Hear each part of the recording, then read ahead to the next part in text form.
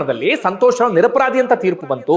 2012ರಿಂದ ಸಂತೋಷ್ ರಾವ್ 2023ವರೆಗೂ ಕಾನೂನು ಸಂಘರ್ಷಕ್ಕೆ ಒಳಪಟ್ಟಿದ್ನಲ್ಲ, ಆಗ ನಾವ್ಯಾರು ಕೂಡ ಮಾತಾಡಿರ್ಲಿಲ್ಲ. ಯಾಕೆ? ಸಂತೋಷ್ ರಾವ್ನೇ ಆರೋಪಿ ಇರಬಹುದು ಅಂತ ಅನ್ಕೊಂಡಿದ್ವಿ. ನಿರಪರಾಧಿ ಅಂತ ಬಂದ ಕಾರಣಕ್ಕಾಗಿ ನಾವು ಈ ವಿಚಾರಕ್ಕೆ ಸಂಬಂಧಪಟ್ಟಾಗ ಮಾತಾಡೋದಕ್ಕೆ ಶುರು ಮಾಡ್ಕೊಂಡ್ವಿ. ಓಕೆ, ಜಾಸ್ತಿ ಮಾತಾಡೋದಿಲ್ಲ. ನಾವು ಫ್ಯಾಕ್ಟ್ ಬರೀ ಡಾಕ್ಯುಮೆಂಟ್ ಇದನ್ನ ಇಟ್ಕೊಂಡು ಮಾತಾಡಬೇಕಾಗತ್ತೆ. ಸದ್ಯ ವೈದ್ಯರಾಗಿರುವಂತ ಉಮೇಶ್ ಶೆಟ್ಟಿ ಅವರು ಮಾತಾಡ್ತಾ ಹೋಗ್ತಾರೆ, ನಿಮಗೆ ಸಂಪೂರ್ಣವಾದಂತ ವಿವರವನ್ನ ಕೊಡ್ತಾ ಹೋಗ್ತಾರೆ. ಗಮನಿಸೋಣ. ಇವತ್ತು ನಾನು ವೈದ್ಯರೊಬ್ಬರನ್ನ ಮಾತಾಡಿಸ್ತೇನೆ, ಆಗ ಮಾತ್ರ ನಮಗೆ ಒಂದಷ್ಟು ಟೆಕ್ನಿಕಲ್ ಪಾಯಿಂಟ್ಸ್ ಗೊತ್ತಾಗೋದಿಕ್ಕೆ ಸಾಧ್ಯ, ಅಥವಾ ಆ ಪ್ರಕರಣಕ್ಕೆ ಸಂಬಂಧಪಟ್ಟ ಹಾಗೆ ಇನ್ನಷ್ಟು ಡೀಟೇಲ್ ನಮಗೆ ಅರಿವಾಗೋದಿಕ್ಕೆ ಸಾಧ್ಯ. ಅದರ ಆಚೆಗೆ ನಾವು ಏನೇ ಚರ್ಚೆ ಮಾಡಿದ್ರು ಕೂಡ ಅಷ್ಟು ಪ್ರಯೋಜನ ಆಗೋದಿಲ್ಲ, ಕೇವಲ ಕತೆ ಹೇಳಿದ ಹಾಗಾಗುತ್ತೆ. ಇದಕ್ಕೆ ಸಂಬಂಧಪಟ್ಟಂತಹ ಎಕ್ಸ್ಪರ್ಟ್ಸ್ ಗಳನ್ನ ಮಾತಾಡಿಸಿದಾಗ ಮಾತ್ರ ನಮಗೆ ಇನ್ನೊಂದಷ್ಟು ವಿವರ ಲಭ್ಯ ಆಗ್ತಾ ಹೋಗುತ್ತೆ. ನಾನಿವತ್ತು ಡಾಕ್ಟರ್ ಉಮೇಶ್ ಶೆಟ್ಟಿ ಅವರನ್ನ ಮಾತಾಡಿಸ್ತೀನಿ. ಈ ವಿಚಾರಕ್ಕೆ ಸಂಬಂಧಪಟ್ಟ ಹಾಗೆ ಸಾಕಷ್ಟು ಅಧ್ಯಯನವನ್ನ ಮಾಡಿದ್ದಾರೆ, ಜೊತೆಗೆ ಸರ್ಕಾರಿ ವೈದ್ಯರಾಗಿಯೂ ಕೂಡ ಕೆಲಸವನ್ನ ಮಾಡಿದಂಥವರು. ಹೀಗಾಗಿ ಈ ಪೋಸ್ಟ್ ಮಾರ್ಟಮ್ ಪ್ರಕ್ರಿಯೆಗೆ ಸಂಬಂಧಪಟ್ಟ ಹಾಗೆ, DNA ಟೆಸ್ಟ್ಗೆ ಸಂಬಂಧಪಟ್ಟ ಹಾಗೆ, ಬ್ರೈನ್ ಮ್ಯಾಪಿಂಗ್ ವಿಚಾರಕ್ಕೆ ಸಂಬಂಧಪಟ್ಟ ಹಾಗೆ, ಮೆಡಿಕಲ್ ರಿಪೋರ್ಟ್ಗೆ ಸಂಬಂಧಪಟ್ಟ ಹಾಗೆ ಬಹಳ ಚೆನ್ನಾಗಿ ಅವರಿಗೆ ಅರಿವಿರುತ್ತೆ, ಬಹಳ ಚೆನ್ನಾಗಿ ಗೊತ್ತಿರುತ್ತೆ. ಹೀಗಾಗಿ ಅವ್ರನ್ನ ಮಾತಾಡಿಸಿದಾಗ ಮಾತ್ರ ನಮ್ಗೆ ಒಂದಷ್ಟು ಕ್ಲಿಯರ್ ಪಿಕ್ಚರ್ ಸಿಗೋದಕ್ಕೆ ಸಾಧ್ಯ. ಈಗ ನಾನು ಮಾತಾಡಿಸ್ತಾ ಹೋಗ್ತೀನಿ, ಒಂದಷ್ಟು ಪ್ರಶ್ನೆಗಳನ್ನ ಅವರ ಮುಂದಿಡ್ತಾ ಹೋಗ್ತೀನಿ. ನನ್ನ ಜೊತೆಗೆ ಇದೀಗ ಜಾಯ್ನ್ ಆಗ್ತಿದ್ದಾರೆ. ಸರ್ ನಮಸ್ತೆ, ಕಾರ್ಯಕ್ರಮಕ್ಕೆ ಸ್ವಾಗತ. ನಮಸ್ಕಾರ. ಸರ್, ಈಗ ಪೋಸ್ಟ್ ಮಾರ್ಟಮ್ ರಿಪೋರ್ಟ್ ಇಂದ ಶುರು ಮಾಡೋಣ. ಸೌಜನ್ಯ ಪೋಸ್ಟ್ ಮಾರ್ಟಮ್ ರಿಪೋರ್ಟ್, ನೀವು ಆ ಪೋಸ್ಟ್ ಮಾರ್ಟಮ್ ರಿಪೋರ್ಟ್ ಅಲ್ಲಿ ಏನೇನು ಗಮನಿಸಿದ್ರಿ, ಯಾವ್ಯಾವ ಲೋಪದೋಷಗಳು ನಿಮಗೆ ಪೋಸ್ಟ್ ಮಾರ್ಟಮ್ ರಿಪೋರ್ಟ್ ಅಲ್ಲಿ ಕಂಡು ಬಂತು, ಜೊತೆಗೆ ಈ ಪ್ರಕರಣ ದಿಕ್ಕು ತಪ್ಪೋದಿಕ್ಕೆ ಅಥವಾ ಹಳ್ಳ ಹಿಡಿಯೋದಿಕ್ಕೆ ಈ ಪೋಸ್ಟ್ ಮಾರ್ಟಮ್ ಆ ಪ್ರಕ್ರಿಯೆ ಇತ್ತಲ್ಲ, ಅದು ಎಷ್ಟು ಕಾರಣ ಆಯ್ತು ನೀವು ಕಂಡುಕೊಂಡ ಹಾಗೆ, ಅಥವಾ ನಿಮ್ಮ ಬಳಿ ಇರುವಂತಹ ಡಾಕ್ಯುಮೆಂಟ್ಸ್ ಗಳ ಪ್ರಕಾರವಾಗಿ? ಎಲ್ಲರಿಗೂ ನಮಸ್ಕಾರ. ಎಲ್ಲರಿಗೂ ಗೊತ್ತಿರೋ ಹಾಗೆ 9ನೇ ತಾರೀಕು ಏನ್ ಸೌಜನ್ಯ ಕಾಣೆ ಆಗ್ತಾಳೆ, 10ನೇ ತಾರೀಕು ಸೌಜನ್ಯ ಡೆಡ್ ಬಾಡಿ ಸಿಗುತ್ತೆ. ಪೋಸ್ಟ್ ಮಾರ್ಟಮ್ ಅನ್ನ ತಗೊಂಡ್ ಬರಬೇಕಾದ್ರೆ ಪೋಸ್ಟ್ ಮಾರ್ಟಮ್ ಟೈಮ್ 10ನೇ ತಾರೀಕು 6 ಗಂಟೆಯಿಂದ 7:30 ತನಕ ಮಾಡ್ತಾರೆ. ಅದ್ರಲ್ಲಿ ಇಬ್ರು ಡಾಕ್ಟರ್ ಪೋಸ್ಟ್ ಮಾರ್ಟಮ್ ಮಾಡ್ತಾರೆ. ಒಂದು ಡಾಕ್ಟರ್ ಆದಮ್ ಮತ್ತೆ ಇನ್ನೊಬ್ರು ಡಾಕ್ಟರ್ ರಶ್ಮಿ. ಪೋಸ್ಟ್ ಮಾರ್ಟಮ್ ಅಲ್ಲಿ ಕಂಡು ಬಂದಂತ ಮೇಜರ್ ಪಾಯಿಂಟ್ ಅಂತ ಹೇಳಿದ್ರೆ ಒಂದು ಸೆಕ್ಷುವಲ್ ಅಸಾಲ್ಟ್ ಆಗಿದೆ ಅಂತ. ಇಬ್ರು ವೈದ್ಯರು ಕೂಡ ಒಂದು ತೀರ್ಮಾನಕ್ಕೆ ಬರ್ತಾರೆ, ಒಂದು ಸೆಕ್ಷುವಲ್ ಅಸಾಲ್ಟ್ ಆಗಿದೆ ಅಂತ. ಇನ್ನೊಂದು ಸ್ಟ್ರಾಂಗ್ಯುಲೇಷನ್ ಡೆತ್. ಅವಳನ್ನ ನೈಲಾನ್ ಟ್ಯಾಗ್ ನಿಂದ, ಅವಳೇನು ID ಕಾರ್ಡ್ ಹಾಕಿರ್ತಲ್ಲ, ಆ ನೈಲಾನ್ ಟ್ಯಾಗ್ ನ ಹಿಚಿಕ್ಬಿಟ್ಟು, ಕುತ್ತಿಗೆಯಲ್ಲಿ ಹಿಚಿಕ್ಬಿಟ್ಟು ಡೆತ್ ಆಗಿದೆ ಅನ್ನೋ 2 ಅಂಶಗಳು ಅದ್ರಲ್ಲಿ ಕಂಡ್ಕೊಂಡ್ ಬರುತ್ತೆ. ಸುಬ್ರಹ್ಮಣ್ಯ ಅವರೇ. ಸರಿಗ, ಓಕೆ. ಅದರ ಆಚೆಗೆ ಒಂದಷ್ಟು ವಿಚಾರಗಳನ್ನ ಗಮನಿಸ್ತಾ ಹೋಗೋಣ. ನನಗಿರುವಂತ ಮೊದಲ ಪ್ರಶ್ನೆ ಏನಪ್ಪಾ ಅಂದ್ರೆ, ಈ ಪೋಸ್ಟ್ ಮಾರ್ಟಮ್ ರಿಪೋರ್ಟ್ ಮೂಲಕ ಸೌಜನ್ಯ ಅದೇ ಜಾಗದಲ್ಲಿ ಸಾವನ್ನಪ್ಪಿದ್ದ ಅಥವಾ ಬೇರೆ ಜಾಗದಲ್ಲಿ ಏನಾದ್ರೂ ಆಕೆಯನ್ನ ಭೀಕರವಾಗಿ ಬಳಸ್ಕೊಂಡು ಅದಾದ ಬಳಿಕ ಆ ಜಾಗಕ್ಕೆ ಏನಾದ್ರು ತಂದು ಹಾಕಿದ್ರ, ಆ ವಿಚಾರ ಏನಾದ್ರು ಗೊತ್ತಾಗುತ್ತಾ? ಅಂದ್ರೆ ಜನಸಾಮಾನ್ಯರಿಗೆ ಗೊತ್ತಾಗ್ಲಿ ಅನ್ನೋ ಕಾರಣಕ್ಕಾಗಿ ಒಂದಷ್ಟು ಸರಳ ಪ್ರಶ್ನೆಗಳು ನಿಮ್ಮ ಹತ್ರ ಕೇಳ್ತಾ ಇದೀನಿ, ಅದೇನಾದ್ರೂ ಗೊತ್ತಾಗುತ್ತಾ ಹೇಗೆ ಅಂತ? ಪೋಸ್ಟ್ ಮಾರ್ಟಮ್ ಮುಖಾಂತರ ಎಲ್ಲಿ ಆಗಿದೆ ಅಂತ ಕಂಡುಹಿಡಿಯಲಿಕ್ಕೆ ಆಗೋದಿಲ್ಲ. ಪೋಸ್ಟ್ ಮಾರ್ಟಮ್ ಮಾಡಿ ಇಂಥ ಪ್ಲೇಸ್ ಅಲ್ಲಿ ಆಗಿದೆ ಅಂತ ಕಂಡುಹಿಡಿಯಲಿಕ್ಕೆ ಆಗಲ್ಲ, ಇನ್ವೆಸ್ಟಿಗೇಟಿಂಗ್ ಏಜೆನ್ಸಿ ಅವ್ರು ಮಾಡ್ಬೇಕಾಗತ್ತೆ. ಬಟ್ ಇದರಲ್ಲಿ ಪೋಸ್ಟ್ ಮಾರ್ಟಮ್ ಕೆಲವೊಂದು ಅಂಶಗಳು ಹೇಳ್ತವೆ. ಒಂದೇನಪ್ಪಾ ಅಂತ ಹೇಳಿದ್ರೆ, ಡಾಕ್ಟರ್ ಆದಮ್ ಅವ್ರು ಏನ್ ಹೇಳ್ತಾರೆ, ಸ್ಟ್ಯಾಂಡಿಂಗ್ ಪೊಸಿಷನ್ ಅಲ್ಲಿ ಅವಳ ಕುತ್ತಿಗೆನ ಹಿಚ್ಕಿದ್ದಾರೆ ಅಂತ ಹೇಳ್ತಾರೆ. ಯಾಕಂದ್ರೆ ಅದು ಪೋಸ್ಟ್ ಮಾರ್ಟಮ್ ಲಿಗೇಚರ್ ಮಾರ್ಕ್ ಇದೆಯಲ್ಲ, ಆ ಲಿಗೇಚರ್ ಮಾರ್ಕ್ ಅನ್ನ ಸೂಕ್ಷ್ಮವಾಗಿ ಗಮನಿಸಿದವಾಗ ಸೌಜನ್ಯಳು ಯಾವ ಪೊಸಿಷನ್ ಅಲ್ಲಿ ಇರ್ತಾಳೆ, ಮತ್ತೆ ಕೊಲೆ ಮಾಡಿರುವಂತ ಆರೋಪಿ ಯಾವ ಪೊಸಿಷನ್ ಅಲ್ಲಿ ಇದ್ದಾರೆ ಅಂತ ನೋಡಿದವಾಗ ಹಿಂದ್ಗಡೆಯಿಂದ ಹಿಚ್ಕಿದ್ದಾನೆ, ಅವನು ಹಿಂದ್ಗಡೆಯಿಂದ ಬಂದ್ಬಿಟ್ಟು ಹಿಚ್ಕಿದ್ದಾನೆ ಅನ್ನೋದು ಕನ್ಫರ್ಮ್ ಆಗುತ್ತೆ. ಬಟ್ ಅಲ್ಲಿ ಇರೋ ಫೋಟೋ ನೋಡಿದ್ರೆ ಸೌಜನ್ಯನ ಮನಗಿರೋ ಪೊಸಿಷನ್ ಇದೆ, ಕೆಳಗಡೆ ಕಟ್ ಹಾಕಿದ್ದಾರೆ. ಅದೆರಡು ಟ್ಯಾಲಿ ಆಗೋದಿಲ್ಲ. ಯಾಕಂದ್ರೆ ಡಾಕ್ಟರ್ ಆದಮ್ ಅವರು ಕ್ಲಿಯರ್ ಕಟ್ ಆಗಿ ಹೇಳ್ತಾರೆ, ಆರೋಪಿ ಸ್ಟ್ಯಾಂಡಿಂಗ್ ಪೊಸಿಷನ್ ಇದ್ದಾನೆ, ಮತ್ತೆ ಲೆಗೇಚರ್ ನಾಟ್ ಗಳನ್ನ ನೋಡಿ, ಲೆಗೇಚರ್ ಮಾರ್ಕ್ ಗಳನ್ನ ನೋಡಿ ಅವ್ರು ಹಿಂದ್ಗಡೆಯಿಂದ ಹಿಚ್ಕಿದ್ದಾರೆ ಅಂತ ಹೇಳ್ತಾರೆ. ಮತ್ತೆ ಇಲ್ಲಿ ಪೋಸ್ಟ್ ಮಾರ್ಟಮ್ ಅಲ್ಲಿ ಇನ್ನೊಂದು ಅಂಶ ಏನಪ್ಪಾ ಅಂತ ಹೇಳಿದ್ರೆ, ಅವರು ಜಠರದಲ್ಲಿ ಅವಳು ತಿಂದಿರುವಂತಹ ಆಹಾರದ ಪದಾರ್ಥಗಳಿದಾವೆ ಅಂತ ಹೇಳ್ತಾರೆ. ಬಟ್ ಇದರಲ್ಲಿ ಅವಳ ಸ್ನೇಹಿತೆ ಹೇಳೋದು, ಜಾಹ್ನವಿ ಅವಳಿಗೆ ಮಧ್ಯಾಹ್ನಕ್ಕೆ ಊಟ ಕೊಟ್ವಿ, ಅವಳು ಊಟ ಬೇಡ ಅಂತ ಹೇಳಿದ್ಲು. ಅವ್ರ ತಾಯಿನೇ ಹೇಳ್ತಾ ಇರೋದು ಅವಳು ಉಪವಾಸ ಹೋಗಿದ್ಲು, ಅವಳೇನು ತಿಂದಿಲ್ಲ ಅಂತ. ಹಾಗಾದ್ರೆ ಈ ಊಟ ಎಲ್ಲಿಂದ ಬರುತ್ತೆ ಅಂತ ಹೇಳ್ಬಿಟ್ಟು ತುಂಬಾ ಮೇಜರ್ ಇಂಪಾರ್ಟೆಂಟ್ ಪಾಯಿಂಟ್ ಆಗ್ತದೆ. ಆದ್ರೆ ಏನ್ ಮಾಡ್ತಾರೆ, ಈ ಪೋಸ್ಟ್ ಮಾರ್ಟಮ್ ಮಾಡ್ಬೇಕಾದ್ರೆ ಅದ್ರಲ್ಲಿ ಏನಿತ್ತು ಅನ್ನೋದನ್ನ ಬರೆಯೋದಿಲ್ಲ. ಆ ಜಠರದೊಳಗಡೆ ಏನಿತ್ತು ಅನ್ನೋದು ಬರೆಯೋದಿಲ್ಲ, ಅದನ್ನ ಮೆಜರ್ ಮಾಡೋದಿಲ್ಲ, ಮತ್ತೆ ಅದನ್ನ ಫಾರೆನ್ಸಿಕ್ ಲ್ಯಾಬ್ಗೆ ಕಳ್ಸೋದಿಲ್ಲ. ಅದ್ ಯಾಕೆ ಅಂತ ನನ್ಗೆ ತುಂಬಾ ಇವತ್ತಿಗೂ ಕೂಡ ತುಂಬಾ ನನಗೆ ಡೌಟ್ಫುಲ್ ಇದೆ.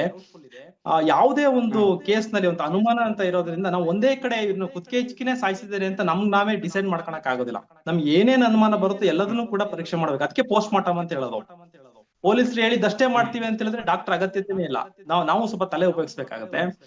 ಜಠರನಲ್ಲಿ ಏನಿತ್ತು ಅನ್ನೋದನ್ನ ಅವರು ಪರೀಕ್ಷೆ ಮಾಡಿಲ್ಲ, ಅದನ್ನ ಕಂಟೆಂಟ್ ನ ತಗೊಂಡಿಲ್ಲ, ಮತ್ತೆ ಅದ್ರಲ್ಲಿ ಅದನ್ನ ಫಾರೆನ್ಸಿಕ್ ಲ್ಯಾಬಿಗೆ ಕಳಿಸಿಲ್ಲ. ಒಂದು ಇನ್ನೊಂದು ಲಿವರ್ ಮತ್ತೆ ಕಿಡ್ನಿ ಪೀಸ್ ನ ಫಾರೆನ್ಸಿಕ್ ಲ್ಯಾಬ್ಗೆ ಕಳಿಸಿಲ್ಲ. ಅಂದ್ರೆ ಅವಳಿಗೆ ಏನಾದ್ರೂ ಪಾಯ್ಸನಿಂಗ್ ಕೊಟ್ಟಿದ್ರೆ, ಅವಳಿಗೆ ಏನಾದ್ರೂ ಮತ್ತು ಬರುವಂತಹ ಔಷಧಿಗಳನ್ನ ಕೊಟ್ಟು ಪ್ರಜ್ಞೆ ತಪ್ಪಿಸಿ ಅವಳನ್ನ ಅಪಹರಣ ಮಾಡಿದ್ರೆ ಅಥವಾ ಪ್ರಜ್ಞೆ ತಪ್ಪಿಸಿ ಅವಳನ್ನ ರೇಪ್ ಮಾಡಿದ್ರೆ ಅದು ಗೊತ್ತಾಗೋದು.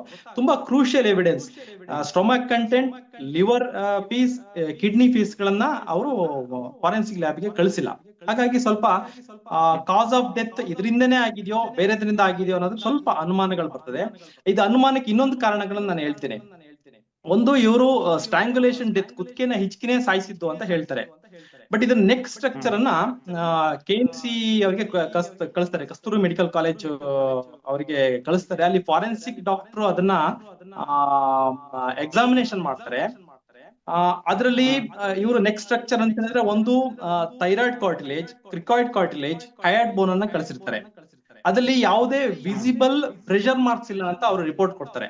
ಈಗ ಒಂದು ಹಿಚ್ಕಿ ಸಾಯಿಸಿದ್ರೆ ಸ್ವಲ್ಪ ಪ್ರೆಷರ್ ಮಾರ್ಕ್ ಗಳು ಇರ್ಬೇಕು ಅದ್ರಲ್ಲಿ ಯಾವುದೇ ಪ್ರೆಷರ್ ಮಾರ್ಕ್ ಇಲ್ಲ ಅಂತ ಅವರು ಕೊಡ್ತಾರೆ. ಮತ್ತೆ ಅದ್ರಲ್ಲಿ ಯಾವುದೇ ಫ್ರಾಕ್ಚರ್ ಗಳಿಲ್ಲ, ಹಯಾಡ್ ಬೋನ್ ಫ್ರಾಕ್ಚರ್ ಇಲ್ಲ, ಕಾರ್ಟಿಲೇಜ್ ಗಳ ಫ್ರಾಕ್ಚರ್ ಇಲ್ಲ. ಫ್ರಾಕ್ಚರ್ ಇರ್ಲೇಬೇಕು ಅಂತ ನಾನು ಹೇಳ್ತಾ ಇಲ್ಲ, ಬಟ್ ಅವರು ರಿಪೋರ್ಟ್ ಹೇಳ್ತಾರೆ ಅದ್ರಲ್ಲಿ ಯಾವ್ದು ವಿಸಿಬಲ್ ಪ್ರೆಷರ್ ಮಾರ್ಕ್ ಇಲ್ಲ ಅಂತ. ಮತ್ತೆ ಇನ್ನೊಂದು, ನೆಕ್ ಸ್ಟ್ರಕ್ಚರ್ ಕಳಿಸ್ಬೇಕಾದ್ರೆ ಸ್ಕಿನ್ ಅನ್ನ ಕಳಿಸಿದೀನಿ ಅಂತ ಪೋಸ್ಟ್ ಮಾರ್ಟಮ್ ಡಾಕ್ಟರ್ ಹೇಳ್ತಾರೆ, ಡಾಕ್ಟರ್ ರಶ್ಮಿ ಅವರು ಹೇಳ್ತಾರೆ, ಡಾಕ್ಟರ್ ಆದಮ್ ಅವರು ಹೇಳ್ತಾರೆ. ಬಟ್ ಅಲ್ಲಿ ಫಾರೆನ್ಸಿಕ್ ಲ್ಯಾಬ್ KMC ನಲ್ಲಿ ಸ್ಕಿನ್ ಬಂದಿಲ್ಲ ಅಂತ ಹೇಳ್ತಾರೆ. ಸ್ಕಿನ್ ಯಾಕೆ ಬೇಕು ಅಂತ ನೀವು ಕೇಳಬಹುದು. ಆ ಸ್ಕಿನ್ ಇದ್ದವಾಗ ಆ ಇಂಜುರಿ ಆಂಟೆಮಾರ್ಟಮ, ಪೋಸ್ಟ್ ಮಾರ್ಟಮ, ಅಂದ್ರೆ ಸಾಯೋಕ್ಕಿಂತ ಮುಂಚೆನೆ ಅದ ಕುತ್ತಿಗೆ ಹಿಚ್ಕಿರೋದಾ ಅಥವಾ ಸತ್ತಾದ್ರ ಮೇಲೆ ಕುತ್ತಿಗೆ ಹಿಚ್ಕಿರ್ಬೋದಾ ಅಂತ ಹೇಳ್ಬಿಟ್ಟು ತುಂಬಾ ಕ್ಲಿಯರ್ ಕಟ್ ಆಗಿ ಗೊತ್ತಾಗುತ್ತೆ. ಆದ್ರೆ ಅದನ್ನ ಸ್ಕಿನ್ ಕಳಿಸಿಲ್ಲ, ಹಂಗಾಗ್ಬಿಟ್ಟು ಅವರಿಗೆ ಅದನ್ನ ಹೇಳಕ್ ಬರಲ್ಲ. ಯಾಕಂದ್ರೆ ಡಾಕ್ಟರ್ ಆದಮ್ ಆಗ್ಲಿ ಡಾಕ್ಟರ್ ರಶ್ಮಿ ಆಗ್ಲಿ ಫಾರೆನ್ಸಿಕ್ ಎಕ್ಸ್ಪರ್ಟ್ ಗಳಲ್ಲ, ಅವರೊಂದು ಮೆಡಿಕಲ್ ಆಫೀಸರ್ಸ್, ಅವರಿಗೆ ಅಷ್ಟು ಜ್ಞಾನ ಇರೋದಿಲ್ಲ. ಅದನ್ನ ಈ ಪೋಸ್ಟ್ ಮಾರ್ಟಮ್ ಫಾರೆನ್ಸಿಕ್ ಡಾಕ್ಟರ್ ಮಾಡಿಲ್ಲ. ಮತ್ತೆ ಫಾರೆನ್ಸಿಕ್ ಡಾಕ್ಟರ್ ಹತ್ರ ಸ್ಪೆಸಿಮನ್ ಕಳಿಸಿದ್ರೆ ಇನ್ನೂ ತುಂಬಾ ಅನುಕೂಲ ಆಗ್ತಿತ್ತು, ಸ್ಕಿನ್ ಸ್ಪೆಸಿಮನ್ ಅಂತ ನನ್ನ ಅಭಿಪ್ರಾಯ. ಮತ್ತೆ ಇನ್ನೊಂದು ಮೇಜರ್ ಇದಕ್ಕೆ ಪೋಸ್ಟ್ ಮಾರ್ಟಮ್ ನಾನು ಹೇಳೋದೇನಪ್ಪಾ ಅಂತ ಹೇಳಿದ್ರೆ, ಇದನ್ನ ಒಂದು ಫಾರೆನ್ಸಿಕ್ ಡಾಕ್ಟರ್ ಮಾಡ್ಬೇಕಿತ್ತು, ಯಾರೋ ಒಂದು ಮೆಡಿಕಲ್ ಆಫೀಸರ್ ಮಾಡುವಂತ ಕೇಸ್ ಅಲ್ಲ ಇದು. ಎಷ್ಟೇ ಪ್ರೆಷರ್ ಇಲ್ಲಿ, ಪ್ರೆಷರ್ ನಾವು ರಿಲೇಟಿವ್ಸ್ ಪ್ರೆಷರ್ ಮಾಡ್ತಾರೆ ಅಂತ ಹೇಳ್ಬಿಟ್ಟು ನಾವೇನು ಗಡಿ ಬಿಡಿನಲ್ಲೇ ನಾವೇ ಮಾಡಕ್ ಆಗೋದಿಲ್ಲ, ಅಥವಾ ಪೊಲೀಸರು ಕೇಳ್ತಾರೆ ಅಂತ ಹೇಳ್ಬಿಟ್ಟು ನಾವೇ ಮಾಡಕ್ ಆಗೋದಿಲ್ಲ. ಒಂದು ಅಪ್ರಾಪ್ತ ಬಾಲಕೆ ಅಷ್ಟೊಂದು ದೊಡ್ಡ ಇಶ್ಯೂ ಆಗಿದೆ, ಅದನ್ನ ಅವ್ರು ಎರಡು ಮಾಡ್ಬೋದಿತ್ತು. ಒಂದು, ಇಲ್ಲಿ ಆಗೋದಿಲ್ಲ ಅಂತ ಅದನ್ನ ನಿಯರೆಸ್ಟ್ ಇರುವಂತ ವೆನ್ಲಾಕ್ KMC KS ಹೆಗ್ಡೆನೋ ಅಲ್ಲಿಗೆ ಕಳಿಸ್ಬೋದಿತ್ತು, ಫಾರೆನ್ಸಿಕ್ ಡಾಕ್ಟರ್ ಹತ್ರ ಮಾಡ್ಬೋದಿತ್ತು. ಇಲ್ಲ ಇವರೇ ಒಂದು ರಿಕ್ವೆಸ್ಟ್ ಕೊಟ್ಟು ಒಂದು ಫಾರೆನ್ಸಿಕ್ ಡಾಕ್ಟರ್ನ ಆ ಪ್ಲೇಸ್ಗೆ ಕರ್ಸ್ಬೋದಿತ್ತು. ಅವರು ನಮ್ ಕಡೆ ಇದ್ರ ಬಗ್ಗೆ ಎಕ್ಸ್ಪರ್ಟ್ ಇಲ್ಲ, ನಾವೇ ಫಾರೆನ್ಸಿಕ್ ಡಾಕ್ಟರ್ ಅಲ್ಲ, ನೀವು ಬಂದು ನಮ್ಗೆ ಸಹಾಯ ಮಾಡಿ ಅಂತ ಆನ್ ರಿಕ್ವಿಸಿಷನ್ ಫಾರೆನ್ಸಿಕ್ ಡಾಕ್ಟರ್ ಅಲ್ಲೇ ಸ್ಪಾಟ್ಗೆ ಬರ್ತಾ ಇದ್ರು ಬೆಳ್ತಂಗಡಿಗೆ. ಅವೆರಡೂ ಕೂಡ ಮಾಡ್ಲಿಲ್ಲ. ಓಕೆ ಓಕೆ ಸರ್, ಈಗ ಮುಂದಿನ ಪ್ರಶ್ನೆ ಬಹಳ ಚರ್ಚೆ ಆಗ್ತಿರೋದು ಅಥವಾ ನಾವೆಲ್ಲ ಪದೇ ಪದೇ ಪ್ರಸ್ತಾಪ ಮಾಡ್ತಿರೋದು ಈ ವಜನಲ್ ಸ್ವಾಬ್ಗೆ ಸಂಬಂಧಪಟ್ಟ ಹಾಗೆ. ಅದು ಪ್ರತಿ ಪ್ರಕರಣದಲ್ಲಿ ಅಂದ್ರೆ ಈ ರೀತಿಯಾಗಿ ಆದಾಗ ಅದು ಎಷ್ಟು ಇಂಪಾರ್ಟೆಂಟ್ ಆಗುತ್ತೆ. ಇಲ್ಲಿ ಆ ವಜನಲ್ ಸ್ವಾಬ್ ವಿಚಾರದಲ್ಲಿ ಏನ್ ಲೋಪದೋಷ ಆಯ್ತು ಅಥವಾ ಏನ್ ಎಡವಟ್ಟಾಯ್ತು, ನೀವು ಬೇರೆ ಬೇರೆ ಕಡೆಗಳಲ್ಲೂ ಕೂಡ ಪ್ರಸ್ತಾಪ ಮಾಡಿದಿರಿ. ಡಾಕ್ಟರ್ ಆದಮ್ ಅವರಿಗೆ ಆ ಸಂದರ್ಭದಲ್ಲಿ 51 ವರ್ಷ ವಯಸ್ಸಾಗಿತ್ತು, ತುಂಬಾ ಎಕ್ಸ್ಪೀರಿಯನ್ಸ್ ಇರುವಂತ ಡಾಕ್ಟ್ರು, ಈ ವಿಚಾರದಲ್ಲಿ ಬಹಳ ಚೆನ್ನಾಗಿ ಗೊತ್ತಿತ್ತು. ಆದ್ರೆ ಇಲ್ಲಿ ಎಡವಟ್ಟಾಗಿದೆ ಅಂತ ನಾನು ಕೇಳ್ತಿರೋದು, ಇಲ್ಲಿ ಪೊಲೀಸರಿಂದ ಎಡವಟ್ಟಾಯ್ತಾ, ಡಾಕ್ಟರ್ ಎಡವಟ್ಟಾಯ್ತಾ? ಆ ವಜನಲ್ ಸ್ವಾಬ್ ತೆಗೆಯುವಂತ ಪ್ರೋಸೆಸ್, ಅದನ್ನ FSL ಕಳಿಸುವಂತ ಪ್ರೋಸೆಸ್ ಅದು ಹೇಗೆ ನಡೆಯುತ್ತೆ ಅಂತ ಇಂಪಾರ್ಟೆಂಟ್ ಆಗುತ್ತೆ.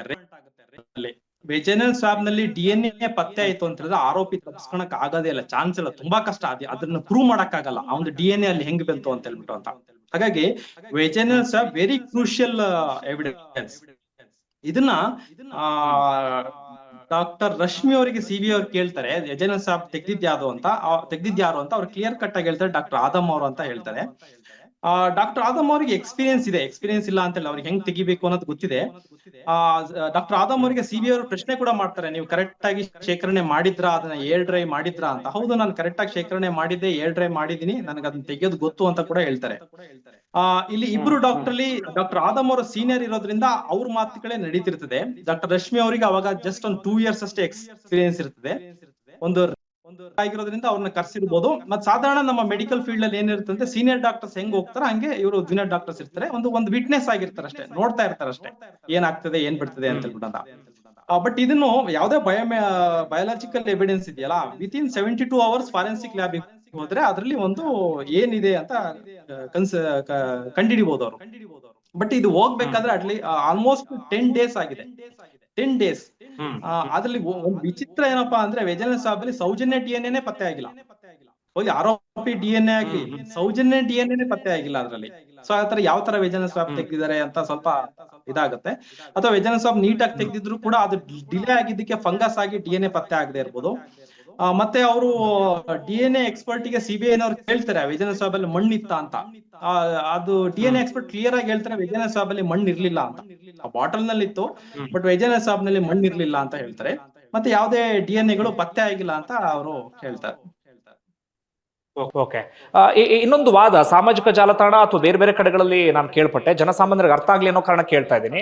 ಒಂದಷ್ಟು ಜನರ ವಾದ ಏನಪ್ಪಾ ಅಂದ್ರೆ ವಿಪರೀತವಾಗಿ ಮಳೆ ಬರ್ತಾ ಇತ್ತು, ಆ ಮಳೆ ಬರ್ತಿದ್ದ ಕಾರಣಕ್ಕಾಗಿ ಆ ವಜನೆ ಸ್ವಾಬ್ ಅನ್ನ ಸರಿಯಾಗಿ ಡ್ರೈ ಮಾಡೋದಕ್ಕೆ ಸಾಧ್ಯ ಆಗ್ಲಿಲ್ಲ, ಆ ಕಾರಣಕ್ಕಾಗಿ ಫಂಗಸ್ ಹಿಡಿತು, ಇಂತಹ ಒಂದಷ್ಟು ಚರ್ಚೆಗಳಲ್ಲೂ ಕೂಡ ನಡೀತಾ ಇದೆ. ಹಾಗೆ ಮತ್ತೊಮ್ಮೆ ಆ ಪ್ರಶ್ನೆಯನ್ನ ರಿಪೀಟ್ ಮಾಡ್ತಾ ಇದ್ದೀನಿ ನಾನು.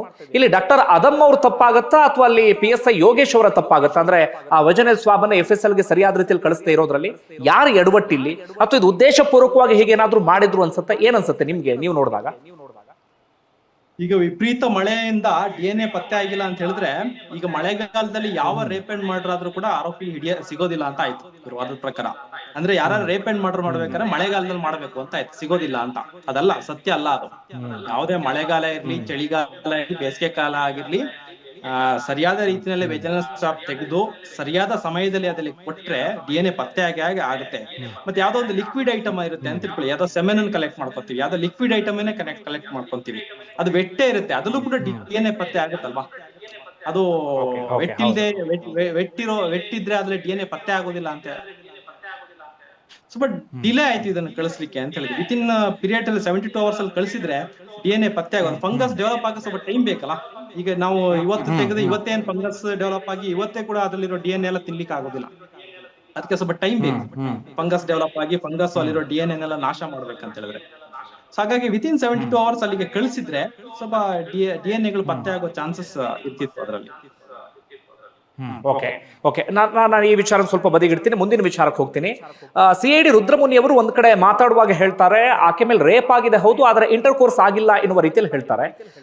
ನೀವು ಕಂಡುಕೊಂಡ ಹಾಗೆ ಡಾಕ್ಟರ್ ರಶ್ಮಿ ಅವರ ಸ್ಟೇಟ್ಮೆಂಟ್ ಪ್ರಕಾರವಾಗಿ ರುದ್ರಮುನಿ ಅವರು ಹೇಳ್ತಿರೋ ಸತ್ಯ ಅನ್ಸತ್ತಾ ಅಥವಾ ಸುಳ್ಳು ಅನ್ಸತ್ತಾ? ಏನ್ ಅನ್ಸತ್ತೆ ನಿಮ್ಗೆ? ಜಗತ್ತಿನಲ್ಲಿರುವ ಯಾವ ಎಕ್ಸ್ಪರ್ಟ್ ಕೂಡ ಈ ಕೇಸ್ ನಲ್ಲಿ ಅವಳಿಗೆ ಸೆಕ್ಷುವಲ್ ಇಂಟರ್ ಕೋರ್ಸ್ ಆಗಿಲ್ಲ ಅಂತ ಹೇಳಕ್ ಬರೋದಿಲ್ಲ. ನಾನು ಇದು ಚಾಲೆಂಜ್ ಮಾಡ್ತೇನೆ, ಯಾವುದೇ ಫಾರೆನ್ಸಿಕ್ ಎಕ್ಸ್ಪರ್ಟ್ ಕೂಡ ಸೌಜನ್ಯನಲ್ಲಿ ಸೆಕ್ಷುವಲ್ ಇಂಟರ್ ಕೋರ್ಸ್ ಆಗಿಲ್ಲ ಅಂತ ಹೇಳಕ್ ಬರೋದಿಲ್ಲ. ಅದೇ ತರ ಆಗಿದೆ ಸೆಕ್ಷುವಲ್ ಇಂಟರ್ ಕೋರ್ಸ್ ಅಂತ ಹೇಳಕ್ ಬರೋದಿಲ್ಲ, ಆಯ್ತಾ? ಸೊ ಇವ್ರ ವಾದ ಏನಪ್ಪಾ ಅಂದ್ರೆ ಸೆಕ್ಷುವಲ್ ಇಂಟರ್ ಕೋರ್ಸ್ ಆಗಿಲ್ಲ ಅಂತ. ಬಟ್ ಇದರಲ್ಲಿ ಡಾಕ್ಟರ್ ರಶ್ಮಿ ಅವರಿಗೆ CBI ಅವರು ಕ್ಲಿಯರ್ ಕಟ್ ಆಗಿ ಕೇಳ್ತಾರೆ, ನೀವು ರುದ್ರಮುನಿ ಅವರಿಗೆ CID ಅವರು ರುದ್ರಮುನಿ ಅವರಿಗೆ ಹೇಳಿದ್ರಾ ಸೆಕ್ಷುವಲ್ ಇಂಟರ್ ಕೋರ್ಸ್ ಆಗಿಲ್ಲ ಅಂತ? ಅವ್ರು ಕ್ಲಿಯರ್ ಆಗಿ ಹೇಳ್ತಾರೆ, ಡಾಕ್ಟರ್ ರಶ್ಮಿ ಅವರು ಕ್ಲಿಯರ್ ಆಗಿ ಹೇಳಿದ್ರೆ ನಾನು ಯಾವತ್ತೂ ಕೂಡ ಹಂಗೆ ಹೇಳಿಲ್ಲ, ಸೆಕ್ಷುವಲ್ ಇಂಟರ್ ಕೋರ್ಸ್ ಆಗಿಲ್ಲ ಅಂತ ನಾನು ಯಾವತ್ತೂ ಕೂಡ ಹೇಳಿಲ್ಲ ಅಂತ ಹೇಳ್ತಾರೆ. ಇವರಿಗೆ 2 ಫಿಂಗರ್ ಟೆಸ್ಟ್ ಅಂತ ಹೇಳಿದ್ರೆ ಏನಂತಾನೆ ಅರ್ಥ ಆಗಲ್ಲ. 2 ಫಿಂಗರ್ ಟೆಸ್ಟ್ ಅಂತ ಹೇಳಿದ್ರೆ ಸೆಕ್ಷುವಲ್ ಇಂಟರ್ ಕೋರ್ಸ್ ಆಗಿಲ್ಲ ಅಂತಲ್ಲ. ಇವನ್ ಡೆಡ್ ಬಾಡಿನಲ್ಲಿ 2 ಫಿಂಗರ್ಸ್ ಎಷ್ಟು ವ್ಯಾಲಿಡ್ ನನಗೆ ಗೊತ್ತಿಲ್ಲ. ಹೇಳ್ಬೇಕು ಅಂದ್ರೆ ಸೆಕ್ಷುವಲ್ ಇಂಟರ್ ಕೋರ್ಸ್ ಆಗಿದೆ ಅಂತ ಹೇಳ್ಬೋದು, ಬಿಟ್ರೆ ಆಗಿಲ್ಲ ಅಂತ ಹೇಳಿಲ್ಲ. ರಶ್ಮಿ ಅವರು ಕೂಡ ಅದನ್ನ ಹೇಳಿದರೆ, ನಾನು CID ರುದ್ರಮುನಿ ಅವರಿಗೆ ಯಾವತ್ತೂ ಕೂಡ ಹೇಳಿಲ್ಲ ಸೆಕ್ಷುವಲ್ ಇಂಟರ್ ಕೋರ್ಸ್ ಆಗಿಲ್ಲ ಅಂತ ನಾನು ಯಾವತ್ತೂ ಕೂಡ ಹೇಳಿಲ್ಲ ಅನ್ನೋದು ಅವರು ಹೇಳ್ತಾರೆ. ಅದು ಬೇಕಾದ್ರೆ ಡಾಕ್ಯುಮೆಂಟ್ ಕೂಡ ನೀವು ನಿಮ್ಗೆ ಕಳಿಸ್ತೀನಿ, ಅದನ್ನ ನೋಡ್ಬೋದು. ನಾನು ಗಮನಿಸಿದ್ದೇನೆ ಅದರಲ್ಲಿ. ಓಕೆ, ಅಂದ್ರೆ ಪೋಸ್ಟ್ ಮಾರ್ಟಮ್ ಪ್ರಕ್ರಿಯೆಯಲ್ಲಿ ಸಾಕಷ್ಟು ಲೋಪದೋಷಗಳು ಕಂಡು ಬಂತು, ಸಾಕಷ್ಟು ಎಡವಟ್ಟಾಯ್ತು. ಉದ್ದೇಶ ಪೂರ್ವಕವಾಗಿಯೋ ಅಥವಾ ಅನನುಭವದ ಕಾರಣಕ್ಕಾಗಿಯೋ ಅಥವಾ ಯಾವ ಒತ್ತಡದ ಕಾರಣಕ್ಕಾಗಿಯೋ ಗೊತ್ತಿಲ್ಲ. ಒಟ್ಟಾರೆಗೆ ಆ ಪ್ರಕ್ರಿಯೆ ಸರಿಯಾದ ರೀತಿಯಲ್ಲಿ ನಡೆದಿದ್ರೆ, ನೀವು ಗಮನಿಸಿದ ಹಾಗೆ ಆಕೆಯ ದೇಹದೊಳಗಿದ್ದಂತ ಫುಡ್ ಯಾವುದು ಅದನ್ನು ಪತ್ತೆ ಹಚ್ಚಿದ್ರೆ, ಜೊತೆಗೆ ವಜನೆ ಸ್ವಾಬ್ ಅನ್ನ ನೀಟಾದ ರೀತಿಯಲ್ಲಿ ಕಳಿಸ್ಕೊಟ್ಟಿದ್ರೆ ನಿಜವಾದಂತ ಆರೋಪಿ ತಪ್ಪಿಸ್ಕೊಳ್ಳೋದಿಕ್ಕೆ ಸಾಧ್ಯವೇ ಇರಲಿಲ್ಲ. ಆದ್ರೆ ಬಹಳ ಕ್ಲಿಯರ್ ಕಟ್ ಆಗಿ ಗೊತ್ತಾಗುತ್ತೆ, ನಾವೆಲ್ಲರೂ ಕೂಡ ಗಮನಿಸಿದ ಹಾಗೆ ನೀವು ಹೇಳ್ತಾ ಇರುವ ಹಾಗೆ ಪೋಸ್ಟ್ ಮಾರ್ಟಮ್ ಪ್ರಕ್ರಿಯೆ ಸರಿಯಾದ ರೀತಿಯಲ್ಲಿ ನಡೆದಿಲ್ಲ. ಡಾಕ್ಟರ್ ಎಡವಟ್ಟೋ, ಪೊಲೀಸರ ಎಡವಟ್ಟೋ, ಯಾರ ಎಡವಟ್ಟೋ ಗೊತ್ತಿಲ್ಲ. ಆ ಕಾರಣಕ್ಕಾಗಿ ಈ ಕೇಸ್ ಆರಂಭಿಕ ಹಂತದಲ್ಲೇ ಹಳ್ಳ ಹಿಡಿದು ಹೋಯ್ತು ಅಥವಾ ದಿಕ್ಕು ತಪ್ಪು ಬಿಡ್ತು ಅಂತ ಬಹಳ ಸ್ಪಷ್ಟವಾಗಿ ಗೊತ್ತಾಗುತ್ತೆ. ಹಾಗಾದ್ರೆ ಕರೆಕ್ಟ್. ನಾವ್ ಎಷ್ಟು ವರ್ಷ ಇನ್ವೆಸ್ಟಿಗೇಷನ್ ಮಾಡಿದ್ರು, 10 ವರ್ಷ ಮಾಡ್ಲಿ 20 ವರ್ಷ ಮಾಡ್ಲಿ, ಈ ಎವಿಡೆನ್ಸ್ ಮೇಲೆ ನಾವ್ ಇನ್ವೆಸ್ಟಿಗೇಷನ್ ಮಾಡ್ಬೇಕು ಬಿಟ್ಟು ಅದು ಬಿಟ್ಟು ಬೇರೆ ಏನಿರೋದಿಲ್ಲ. ಪೋಸ್ಟ್ ಮಾರ್ಟಮ್ ಉದ್ದೇಶಪೂರ್ವಕವಾಗಿ ಮಾಡಿದ್ರು ಅನ್ನೋದು ನನಗೆ ಹೇಳಲಿಕ್ಕೆ ಆಗೋದಿಲ್ಲ. ಸ್ವಲ್ಪ ನೆಗ್ಲೆಕ್ಟ್ ಇರ್ಬೋದು, ಏನಾಗುತ್ತೆ ಅನ್ನೋ ಒಂದು ನೆಗ್ಲೆಕ್ಟ್, ಒಂದು ಹುಂಬುತನ, ಸರಿಯಾದ ರೀತಿಯಲ್ಲಿ ಮಾಡಿಲ್ಲ ಅವರು. ಮಾಡಿದ್ರೆ ಇದನ್ನ ನೀಟಾಗಿ ಗೊತ್ತಾಗೋದು ಅಂತ ಹೇಳ್ಬೋದು. ಮತ್ತೆ ಇದರಲ್ಲಿ ಒಂದು 3 ಪಾಯಿಂಟ್ ಅಲ್ಲಿ ನಾನು ಡಾಕ್ಯುಮೆಂಟ್ ಕಳಿಸ್ತೀನಿ. ಅದರಲ್ಲಿ ಡಾಕ್ಟರ್ ರಶ್ಮಿ ಅವರು ಮತ್ತೆ ಡಾಕ್ಟರ್ ಆದಮ್ ಅವರು ಹೇಳ್ತಾರೆ ಸರಿಯಾದ ಲೈಟಿಂಗ್ ವ್ಯವಸ್ಥೆ ಇರ್ಲಿಲ್ಲ ಅಂತ. ನಾನು ನಿಮ್ಗೆ ಅದ್ರ ಬಗ್ಗೆ ಡಾಕ್ಯುಮೆಂಟ್ ಕಳಿಸ್ತೀನಿ. ಎಲ್ಲಿ ಹೇಳ್ತಾರೆ ಅಂತ ಹೇಳಿದ್ರೆ, ಡಾಕ್ಟರ್ ರಶ್ಮಿ ಅವರಿಗೆ ಡೈರೆಕ್ಟ್ ಆಗಿ ಕೇಳ್ತಾರೆ ಸಿಬಿಐ ಅವರು, ನಿಮಗೆ ಲೈಟಿಂಗ್ ವ್ಯವಸ್ಥೆ ಸರಿ ಇತ್ತ ಪೋಸ್ಟ್ ಮಾರ್ಟಮ್ ಅಲ್ಲಿ ಅಂತ. ಅವ್ರು ಹೇಳ್ತಾರೆ ಅಷ್ಟೊಂದೇನ್ ಚೆನ್ನಾಗಿರ್ಲಿಲ್ಲ, ಸಾಧಾರಣವಾಗಿತ್ತು ಅಂತ.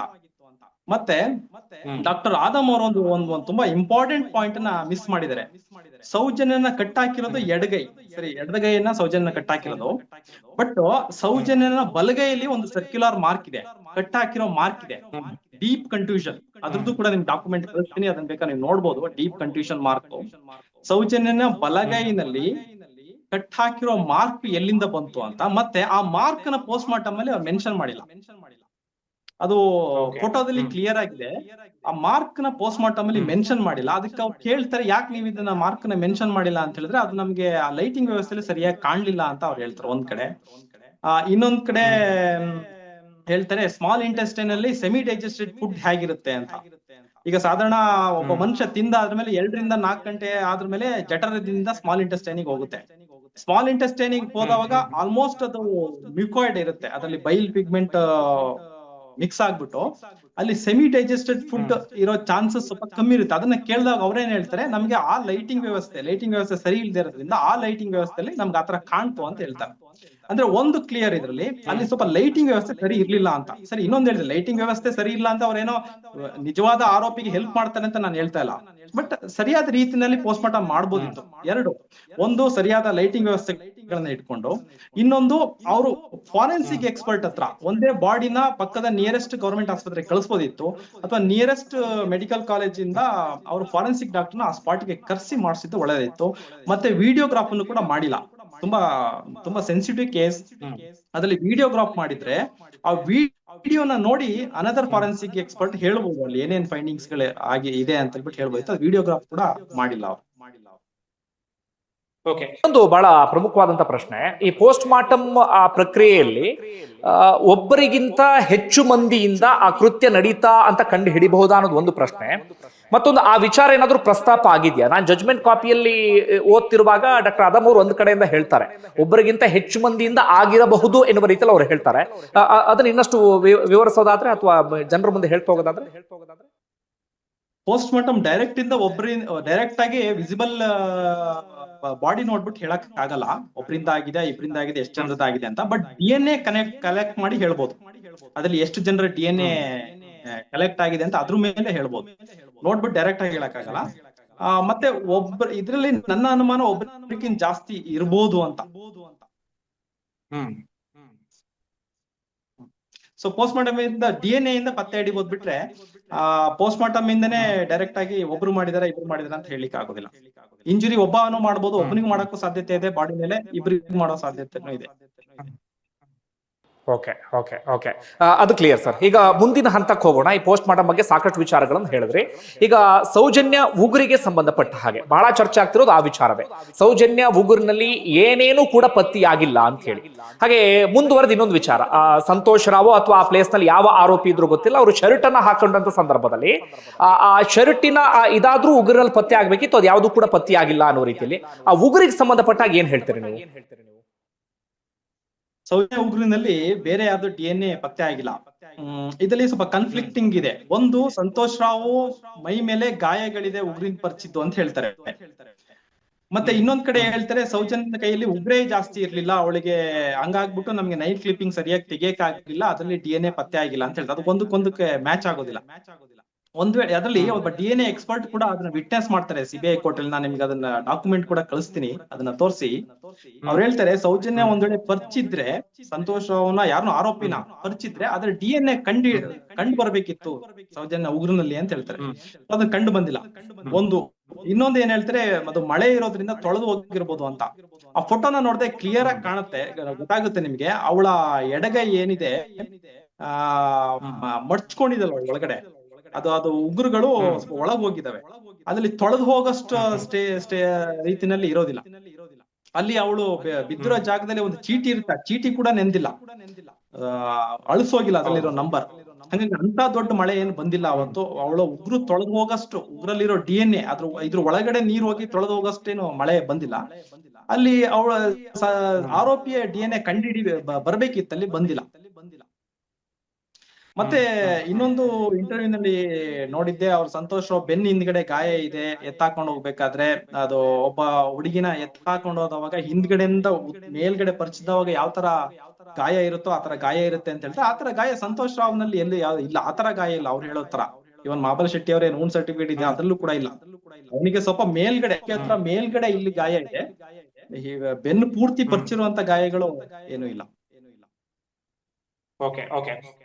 ಇನ್ನೊಂದು ಪ್ರಶ್ನೆ, ಈಗ ನಾನು ಜನಸಾಮಾನ್ಯರಿಗೆ ಅರ್ಥ ಆಗ್ಲಿ ಅಂತ ಕೇಳ್ತಿರೋದು, ಆ ಆರೋಪಿಗಳೇನಾದ್ರೂ ಶರ್ಟ್ ಅನ್ನ ಧರಿಸಿದ್ರೆ ಉಗುರಿನಲ್ಲಿ ಆ ಶರ್ಟಿನ ಇದು ಕೂಡ ಪತ್ತೆ ಆಗುತ್ತಾ ಅಂತ, ಅಂದ್ರೆ ಪರಿಚಿತ ಸಂದರ್ಭದಲ್ಲಿ ಆ ಶರ್ಟ್ ಸಮೇತ ಏನಾದ್ರು ಉಗುರಲ್ಲಿ ಬಂದ್ರೆ ಅದು ಪತ್ತೆ ಆಗುತ್ತಾ, ಇಲ್ಲಿ ಏನಾದ್ರು ಅದು ಪತ್ತೆ ಆಗಿದೆ ಹೇಗೆ?